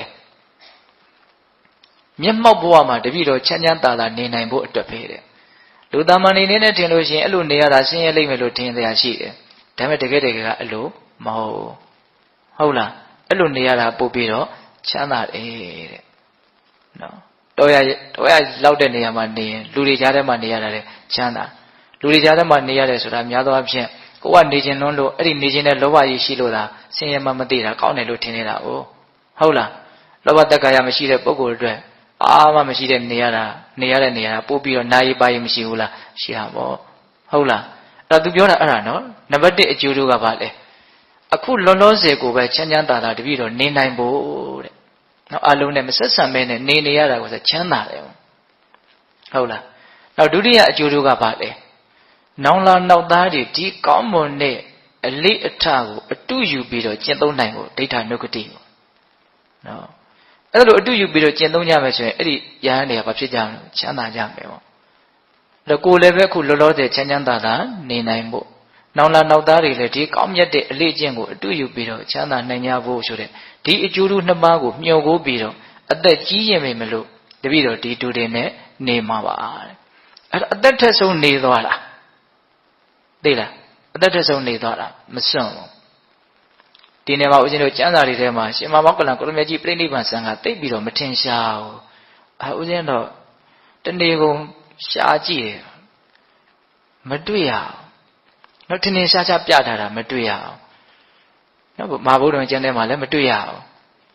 အဲ့ဒါနဲ့တိမယ်လို့ထင်ရတဲ့ဆရာတော်တွေလှမ်းပြီးတော့လည်းဖုံးဆက်ပြီးတော့လည်းမေးကြည့်တယ်ဟုတ်တယ်တဲ့ကြဲကြဲပြန့်ပြန့်ဖော်ပြထားတာမတွေ့ရဘူးတဲ့ဒါပေမဲ့သူအသက်120ရှည်တယ်ဆိုတာကတော့ထင်ထင်ရှားရှားပြထားတယ်အဲ့ဒီမှာနောက်ဦးဇင်းတို့ပြောချင်တာကဘာလဲဆိုတော့မြတ်စွာဘုရားပြိဋိဘံစံပြီးတဲ့နောက်မှာဘုရားရှင်ကိုရမကြီးဟောကြားတော်မူခဲ့တဲ့ဓမ္မဝိနည်းလို့ဆိုတဲ့ဒီဒေသနာတွေကိုသူဥရှိပြီးတော့တန်ခါနာတင်ခဲ့တယ်ဆိုတဲ့ကိစ္စအဲ့ဒီအကျိုးတူကိုမျှော်ကိုပြီးတော့မြတ်စွာဘုရားကိုတော်နဲ့ထပ်တူထားခဲ့တာနော်သူအဲ့မှာထူးခြားတာတစ်ခုကလည်းပဲမြတ်စွာဘုရားပြိဋိဘံစံပြီးတဲ့နောက်နော်တာရုကိလနာသဘင်ဆင်ရင်ညတာ9ရက်ကြာတယ်ပြီးတော့ဦးဇင်းတို့နန္တာထင်းပုံပေါ်မှာတင်ထားတာဒါပိတို့သိပါတယ်လက်မန်လာမင်းသားတွေရဲ့နော်အင်ဂျင်ဥယျာဉ်ထဲမှာနန္တာထင်းပုံပေါ်မှာတင်ထားတာအဲ့ဒါအချိန်ကြာတော့မီးရှို့မယ်မီးပူဇော်ကြတော့မယ်ဆိုတော့ဘလို့မှမီးရရှို့လို့မရဘူးမြတ်စွာဘုရားရဲ့အလောင်းတော်ကိုမီးရှို့ကြဖို့လူတွေကြိုးစားကြတာဘလို့မှကြိုးစားလို့မရဘူးလေးမျက်နှာကဖားဖို့တွေဘာတွေနဲ့လှုပ်ဘလို့မှလှုပ်လို့မရဘူးအဲ့ဒါနဲ့လူတွေကရှင်အနုဒ္ဒရာကိုမေးတာအဲ့ဒီအချိန်ကရှင်အနုဒ္ဒရာကတကူအရာရောအနေထားရာရောအကြီးကျယ်ဆုံးလို့ဆိုရမယ်ရှင်သာရိပုတ္တရာလည်းမရှိတော့ဘူးရှင်မမောဂလန်လည်းမရှိတော့ဘူးရှင်မကတ္တပကအဲ့ဒီအချိန်မှာမြတ်စွာဘုရားနာမှာမရှိဘူးမြတ်စွာဘုရားကိုပူးမြော်ဖို့လာနေတုန်းရှိသေးတယ်ဟုတ်လားဒီမှာမီးရှို့လို့မရဘူးဆိုတော့ရှင်အနုဒ္ဒရာကိုမေးတယ်နော်ရှင်အနုဒ္ဒရာအကြောင်းကလည်းပြောကြအလွန်ကောင်းတော့ရှင်တို့ဒါကနတ်တည်းရဲ့သဘောကတမျိုးဖြစ်နေတယ်တဲ့အဲဒါကြောင့်မီးရှို့လို့မရတာနတ်တည်းရဲ့သဘောကဘလို့ဖြစ်နေတော့ဗျာနတ်တည်းထဲမှာတဲ့ရှင်မမောကလန်ကိုကြည်ညိုပြီးတော့ဖြစ်ကြတဲ့နတ်တွေအုပ်စုရှိတယ်တဲ့ရှင်သာရိပုတ္တရာကိုကြည်ညိုလို့သိပြီးတော့နတ်ဖြစ်ကြတဲ့အုပ်စုတွေရှိတယ်တဲ့ရှင်မကတ္တပအခုပြန်တော်ပြိဋိဘံမဆန်သေးဘူးနော်အဲ့ဒီရှင်မကတ္တပကိုကြည်ညိုပြီးတော့လှူဒန်းပြီးတော့နတ်ဖြစ်ကြတဲ့အုပ်စုတွေလည်းရှိတယ်တဲ့အဲ့ဒီအုပ်စုတွေကတို့အရှင်မြတ်ကြီးရောက်မလာသေးဘူးဒါကြောင့်မလို့မြတ်စွာဘုရားရဲ့အလောင်းတော်ကိုမီးမလောင်ပါစေတည်းလို့သူတို့လှုပ်ထားတာတဲ့အဲ့ဒါမီးရှို့လို့မရအောင်ရှင်မကတ္တပရောက်မလာသေးလို့မီးရှို့လို့မရအောင်နော်အဲ့ဒါရှင်မကတ္တပကလည်းရောက်တော့မယ်ခဏနေရဒါပေမဲ့အရန်နေပူတဲ့အခါကျတော့အသက်အရွယ်ကလည်းအရန်ကြီးနေပြီသူ့ရဲ့နောက်လိုက်တွေကလည်းအရန်ချမ်းသာတဲ့အမျိုးကနေရဟန်းပြုလာတဲ့နှုံညံ့တိမ်မွေးကြတဲ့ရဟန်းနေကြီးဆိုတော့နားနေကြတာအဲ့ဒီနားနေတော့မှမြတ်စွာဘုရားပြိဋိဘံစံတယ်လို့လိုက်လာတဲ့တချို့ရဟန်းတွေကမသိသေးဘူးအဲ့ဒီမှာမြတ်စွာဘုရားရဲ့အလောင်းတော်ကိုနတ်တွေပူဇော်ထားတဲ့မန္တရဝနတ်ပန်းတွေဆိုတာရှိတယ်ပန်းကြီးတွေအကြီးတွေအဲ့ဒါကိုအယိုးတက်ပြီးတော့လူတယောက်ကထီးလုပ်ပြီးတော့ဆောင်းလာတယ်အဲ့ဒီပန်းကြီးတွေအဲ့ဒါကိုရှင်မကတ္တပကသိတဲ့အခါကျတော့ဒါဘုရားပြိဋိဘံစံပြီနတ်တွေပူဇော်ထားတဲ့ပန်းဒီပန်းဟာလူလောကမှာမရှိဘူးအဲ့ဒါနဲ့ဟိုရောက်လို့ရှိရင်ရုပ်ပြက်ဆင်းပြက်ငိုမာဆိုလို့အခုတည်းကစသိအောင်ဆိုတော့ရှင်ဟာကတ္တပကအဲ့ဒီလူကိုမေးတာမြတ်စွာဘုရားဆိုတာသိပါသလားသိပါတယ်အ အခုဘလို့နေတော့ဆိုပြိဋိဘံဆန်းသွားလို့အဲ့ဒါနတ်တွေပူဇော်တဲ့ပန်းကိုယူလာတာအဲ့လိုလဲပြောလိုက်ရောရဟန်းတွေကငိုကြတာပေါ့ပုထုဇဉ်ရဟန်းတွေကတချို့လည်းမဘူးမြော်ဘူးတဲ့မြတ်စွာဘုရားကိုအဲ့လိုငိုကြအကြီးအကျယ်ရုပ်ပြဆင်းပြတွေဖြစ်နေတဲ့အချိန်မှာသူပတ္တဆိုတဲ့ယဟန်ကြီးဒါပေတို့ကြားဥပါတယ်မြတ်စွာဘုရားကိုရန်ညိုးရှိတယ်သူလူတဲ့ဆွမ်းကိုအလူမခံလို့ဒီအကြောင်းတွေကပြောတာရမ်းကျေပါတယ်အဲ့ဒီသူပတ္တယဟန်ကြီးကဘာထပြောတော့ငါရှင်တို့မငိုကြနဲ့တိတ်ကြတဲ့အခုမှတို့လွတ်လပ်ရေးရသွားတာတဲ့နော်ဒီယဟန်ကြီးကဘယ်ဟာမအပ်ဘူးဘယ်ဟာအပ်တဲ့အရန်ချုပ်ချယ်တာပဲတဲ့အခုဒီယဟန်ကြီးမရှိတော့ဘူးဆိုတော့တို့ကြိုက်တာလုပ်လို့ရပြီတဲ့အလွန်ထိတ်လန့်စရာကောင်းတဲ့စကားကိုပြောတာကရှင်မကပ္ပကအယံဓမ္မတံဝေကရတယ်။အော်ကြည်သာမြတ်စွာဘုရားရဲ့အလောင်းတော်ရှိနေသေးတယ်ဒီအချိန်မှတောင်မှဒီလိုရုပ်မာတဲ့နော်သာသနာတော်ကိုဖျက်ဆီးမဲ့နော်အတ္တမဝါဒနော်လက်ကင်ပြုမဲ့ပုံကိုယ်တွေကပေါ်လာခဲ့ပြီ။ဒါမဖြစ်ဘူးငါမြတ်စွာဘုရားရဲ့ပွဲပြီးလို့ရှိရင်မြတ်စွာဘုရားဟောခဲ့တဲ့တရားတော်တွေကိုငါအကုန်လုံးစနစ်တကျပြန်ပြီးတော့သံဃာနာတင်မယ်။သံဃာနာတင်တယ်ဆိုတာကပြန့်ကျင်းနေတဲ့ပန်းပုံကြီးကိုကျိုးလေးနဲ့စနစ်တကျတီးတယ်လို့မျိုးပေါ့စနစ်တကျလှုပ်ထားတာအကန့်လိုက်အကုန်လုံးစနစ်တကျအကုန်သိမ်းထားတာအရန်စနစ်ကျတယ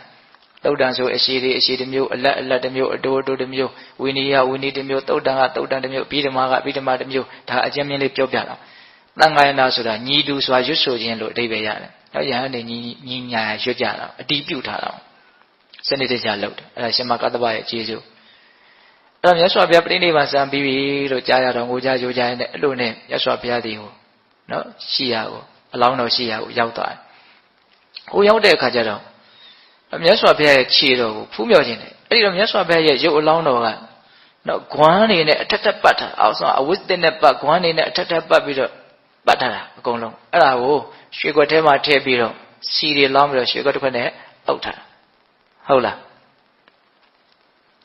အဲ့လိုမျိုးအုပ်ထားတာပြီးရင်ဘာလို့နန္ဒထင်းပေါ်မှာတင်ပြီးတော့အကုန်အုပ်ထားတာအဲ့ဒါကိုရှင်မကတ္တဗကလှည့်ပြီးတော့လက်ရရည်လှည့်ပြီးတော့ပူဇော်ရင်းနဲ့မြတ်စွာဘုရားရဲ့ကောင်းတော်ကဘယ်ဘက်မှာရှိတယ်ခြေတော်ကဘယ်ဘက်မှာရှိတယ်သူသိတယ်အဲ့ဒါနဲ့ခြေတော်ရှိတဲ့ဘက်မှာမြတ်စွာဘုရားရဲ့ခြေတော်ကိုငါဖူးမြော်ခြင်းတယ်အဲ့ဒါလိုအဋ္ဌထန်လိုက်တာနဲ့မြတ်စွာဘုရားရဲ့ခြေတော်ကတိမ်ညာတွေကနေလတ်ထွက်လာသလိုပဲတဲ့ဒီပတ်ထားတဲ့အဝတ်တွေခေါင်းတလားတွေထင်းတွေကိုအကုန်ဖောက်ထွက်ပြီးတော့နော်ဆက်လက္ခဏာနဲ့အလွန်တင့်တယ်တဲ့မြတ်စွာဘုရားရဲ့ခြေတော်အစုံဟာလာဝင်းကြီးလိုထွက်လာတယ်အဲ့ဒီခြေတော်တော်ကိုခြေပမိုးတော်ကိုလက်နဲ့ကင်ပြီးတော့ရှင်မကတ္တဗရှိခိုးကြတော့တယ်တဲ့အဲ့တော့လူတွေလည်းအရန်အံ့ဩကြပြီးတော့အရန်ရှိခိုးကြတာပေါ့အဲ့ဒီမြတ်စွာဘုရားခြေတော်ကိုအကုန်လုံးရှိခိုးလည်းပြီးပြီဆိုတော့အဲ့ဒီခြေတော်ကပုံမပြတ်တခါတည်းထဲထဲကိုပြောင်းဝင်သွားတယ်တဲ့ဒါချီမြင်လေးတွေပါလေးတွေလှုပ်သွားတာမရှိဘူးခေါင်းတလားကိုဖောက်လာတာလည်းမရှိဘူးဒါတကိုးရာပေါ့နော်အဲ့ဒီခြေတော်လည်းပြန်ဝင်သွားပြီလဲဆိုရောအဲ့ဒီဟာကြတော့မှမြတ်စွာဘုရားပြိဋိဘံစံတုံးကတဲ့တောင်ပို့ပြီးတော့လူတွေကအုပ်တဲ့ငိုကြပြန်တယ်တဲ့နော်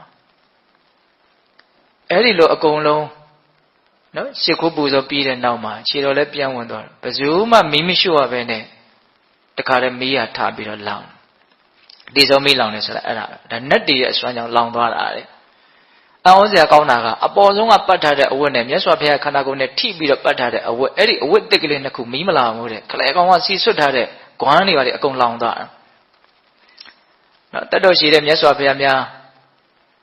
းဒီလိုမျိုးဦးဇင်းတို့ပြိဋိဘံစံပြီးဆိုရင်တော့တလုံးတစ်ခဲတဲ့ဓာတ်တော်ကြံ့တယ်မြတ်စွာဘုရားကတော့တတ်တော်တူတဲ့မြတ်စွာဘုရားဖြစ်တဲ့အတွက်ကြောင့်ဒီဓာတ်တော်တွေကနေရာအနှံ့ရောက်အောင်မှာဖြစ်တဲ့အတွက်ကြောင့်အကုန်လုံးသေးသေးလေးတွေအစိတ်စိတ်အမှောင်မှအကုန်လုံးကွဲရတယ်ပေါ့အဲ့ဒါရှင်မကတ္တဗရဲ့ထူခြားချက်အဲ့ဒါလည်းရှိတယ်သောတော်ကပြောတဲ့သူပ္ပယဟန်ကြီးရဲ့စကားကိုနော်အကြောင်းပြုပြီးတော့ထိတ်လန့်မှုတန်ဝေကနဲ့မြတ်စွာဘုရားပြိဋိဘံစံပြီးတဲ့နောက်မှာနော်အဇာတတမင်းအထောက်အပံ့ကိုယူပြီးတော့နော်ရှင်မကတ္တဗကိုရမေကြီးဥဆောင်ပြီးတော့နော်ရှင်ဥပါလိကအဝီနည်းကိုဖြေမယ်ပေါ့နော်ရှင်အနန္ဒာကနောက်သုတ်တံပြီးဓမ္မကိုဖြေပြီးတော့မေးတာဘယ်သူကမေးတော့ဆိုတော့ရှင်မကတ္တဗကိုရမေကြီးကမေးတာဟုတ်လားတန်ခါနာတင်ခဲ့ကြတာဒါကြောင့်တရားဓမ္မတို့ဥယျာဉ်တို့အခုလိုမျိုးမြတ်စွာဘုရားရဲ့အဆုံးအမတွေကိုအစီအစဉ်မပြတ်ဖြည့်ဆွတ်ထားတာမရှိနှုတ်ပယ်ထားတာမရှိဘဲနဲ့အစစ်အမှန်လေ့လာခွင့်နာယူခွင့်သင်ကြားခွင့်တွေရနေကြတာဒါဘုရားရဲ့ကျေးဇူးလဲလို့မေးရင်ရှင်မကတ္တဗရဲ့အဓိကကျေးဇူးပဲဟုတ်ရဲ့လားဒါကြောင့်ပိဿပေါင်းတော်ကောင်းတို့ဒီရှင်မကတ္တဗကိုရမြတ်ကြီးရဲ့အကြောင်းကအလွန်တရာမှကြောစရာကောင်းတယ် သူဟောခဲ့တဲ့တရားတခြားသောတုတ်တန်တွေအများကြီးရှိတယ်နော်အဲ့ဒီတုတ်တန်တွေကိုပြောလို့ရှိရင်တရားအရမ်းရှိမှာဆိုလို့မှတ်သားစရာကောင်းတာလေးတွေနည်းနည်းစိတ်ထဲမှာစမ်းနေထင်တာလေးတွေကိုဦးဇင်းကရွေးပြီးတော့ပြောပြတာအဲ့တော့အကုန်လုံးကနော်အစာကလေးတွေလောက်ပဲဦးဇင်းတို့ကဆွဲထုတ်တယ်လို့မျိုးလောက်ပဲရှိတာပါသူ့ရဲ့အကြောင်းအရာလေးတွေကပြောမယ်ဆိုရင်အများကြီးကျန်နေသေးတယ်ပေါ့အဲ့တော့ဒကာဓမ္မတို့ဦးဇင်းတို့အတွက်အလွန်အားကြီးတဲ့ဒါကျေးဇူးရှင်မမထေမြတ်ကြီးတစ်ပါးလို့ဆိုရင်လည်းပဲမလွယ်ဘူးပေါ့အဲ့ဒါအသက်120ပြည့်တော့ပြိဋိဘံစံတယ်ဆိုပြီးတော့ဒါဧတတက်ဘာဧတတက်လဲလို့မေးလို့ရှိရင်ဒုတင်ယာမဧတတက်ပေါ့ဟုတ်လားဧတတက်ကံဘိက္ခဝေမမတဝကနံဘိက္ခုနံဒုတဝါဒနံယတိတံမဟာကတပောလို့အဲ့လိုမျိုးဆိုပြသူ့ကိုဧတတက်ပေးခဲ့တာနော်ဒီငါရဲ့ယဟန်တော်တွေထဲမှာဒုတင်ဆောင်တဲ့နေရာမှာဒုတင်ရဲ့ဂုဏ်ကျေးဇူးတွေကိုပြောတဲ့နေရာမှာရှင်မကတ္တပဟာအတာဆုံးအမြတ်ဆုံးဖြစ်တယ်လို့မြတ်စွာဘုရားကအဲ့ဒါလိုဧတတက်ထားခဲ့တာနော်ဧတတက်ဆိုတဲ့စကားရဲ့အဓိပ္ပာယ်ကဘာလဲနော်ဒီထဲမှာသူဟာအမြတ်ဆုံးလို့အဓိပ္ပာယ်ရတယ်ဧတံအက္ကံဧတံဒါဒီထဲမှာအက္ကံသူဟာအတာဆုံးပဲလို့ပြောတာဧတံအက္ကံကိုဧတတက္ကဧတတက္ကကာကိုဖြုတ်ပြီးတော့ဧတတက်လို့ဒီလိုပြောတာဟုတ်ရဲ့လားအေးဒါကဦးဇင်းတို့ရှင်မကတ္တပကိုရမြတ်ကြီးရဲ့အကြောင်းအရာအချင်းချုပ်ပေါ့နော်ဆုတောင်းခဲ့တဲ့အနေအထားကနေပြီးတော့ဒီဘဝရဟန်းပြုတဲ့အနေအထားနော်ဒုတင်နေကျင့်သုံးတဲ့အနေအထားမြတ်စွာဘုရားကကိုရောနဲ့ထပ်တူထားပြီးတော့ချီးမြှောက်တဲ့အနေအထားအလွန်လိုနေပြီးတော့အလွန်ရောင်ရဲတော်မူတဲ့ဒုတင်ကိုကျင့်သုံးပြီးတော့နောက်ဆုံးမြတ်စွာဘုရားအဆုံးအမသာသနာကိုအရှိကြည့်ပြီးတော့မပြောင်းမကွယ်အောင်စောင့်ရှောက်တော်မူသွားတဲ့အရှင်မြတ်ကြီးရဲ့အကြောင်းဟုတ်လားဒါကြောင့်ပိဿပေါင်းသူတော်ကောင်းတို့ရဲ့နော်စိတ်ထဲမှာဒီအရှင်မြတ်ကြီးရဲ့အကြောင်းကိုနာယူကြည်ညိုကြရတဲ့ကုသိုလ်ကောင်းမှုတွေဆိုတာမဖြစ်ဘူးလားဖြစ်တယ်အဲ့ဒီကုသိုလ်ကောင်းမှုတွေဟာနောက်ဆုံးနိဗ္ဗာန်ချမ်းသာကိုမျက်မှောက်ပြုနိုင်ဖို့အတွက်အများကြီးအထောက်အကူပြုသည့်အထိစွမ်းရည်တတ္တိထက်မြက်မယ်ပေါ့နော်ဒါကိုလည်းပဲနော်စိတ်ထဲကလှိုက်လိုက်လဲယုံကြည်နားလည်မှုနဲ့နော်ဒီကနေ့ပြုလုပ်ထားရတဲ့ကုသိုလ်ကောင်းမှုအစုစုတို့ရောအဲ့ဒီကုသိုလ်ကောင်းမှုတွေရောနော်ပြုလုပ်အပ်သောဒါနသီလသမာဓိပညာကုသိုလ်ကောင်းမှုအစုစုတို့ရဲ့စွမ်းတတ္တိကြောင့်ဘုရားတပည့်တော်တို့သည်မဲ့ညာဘုံညာမျက်နှိပ်ပံကိုလျင်မြန်ထုတ်ချောက်မျက်မှောက်ပြုရစေကုန်သောဟုပတ္တနာအောင်စုပြုကြကုန်ရာတည်း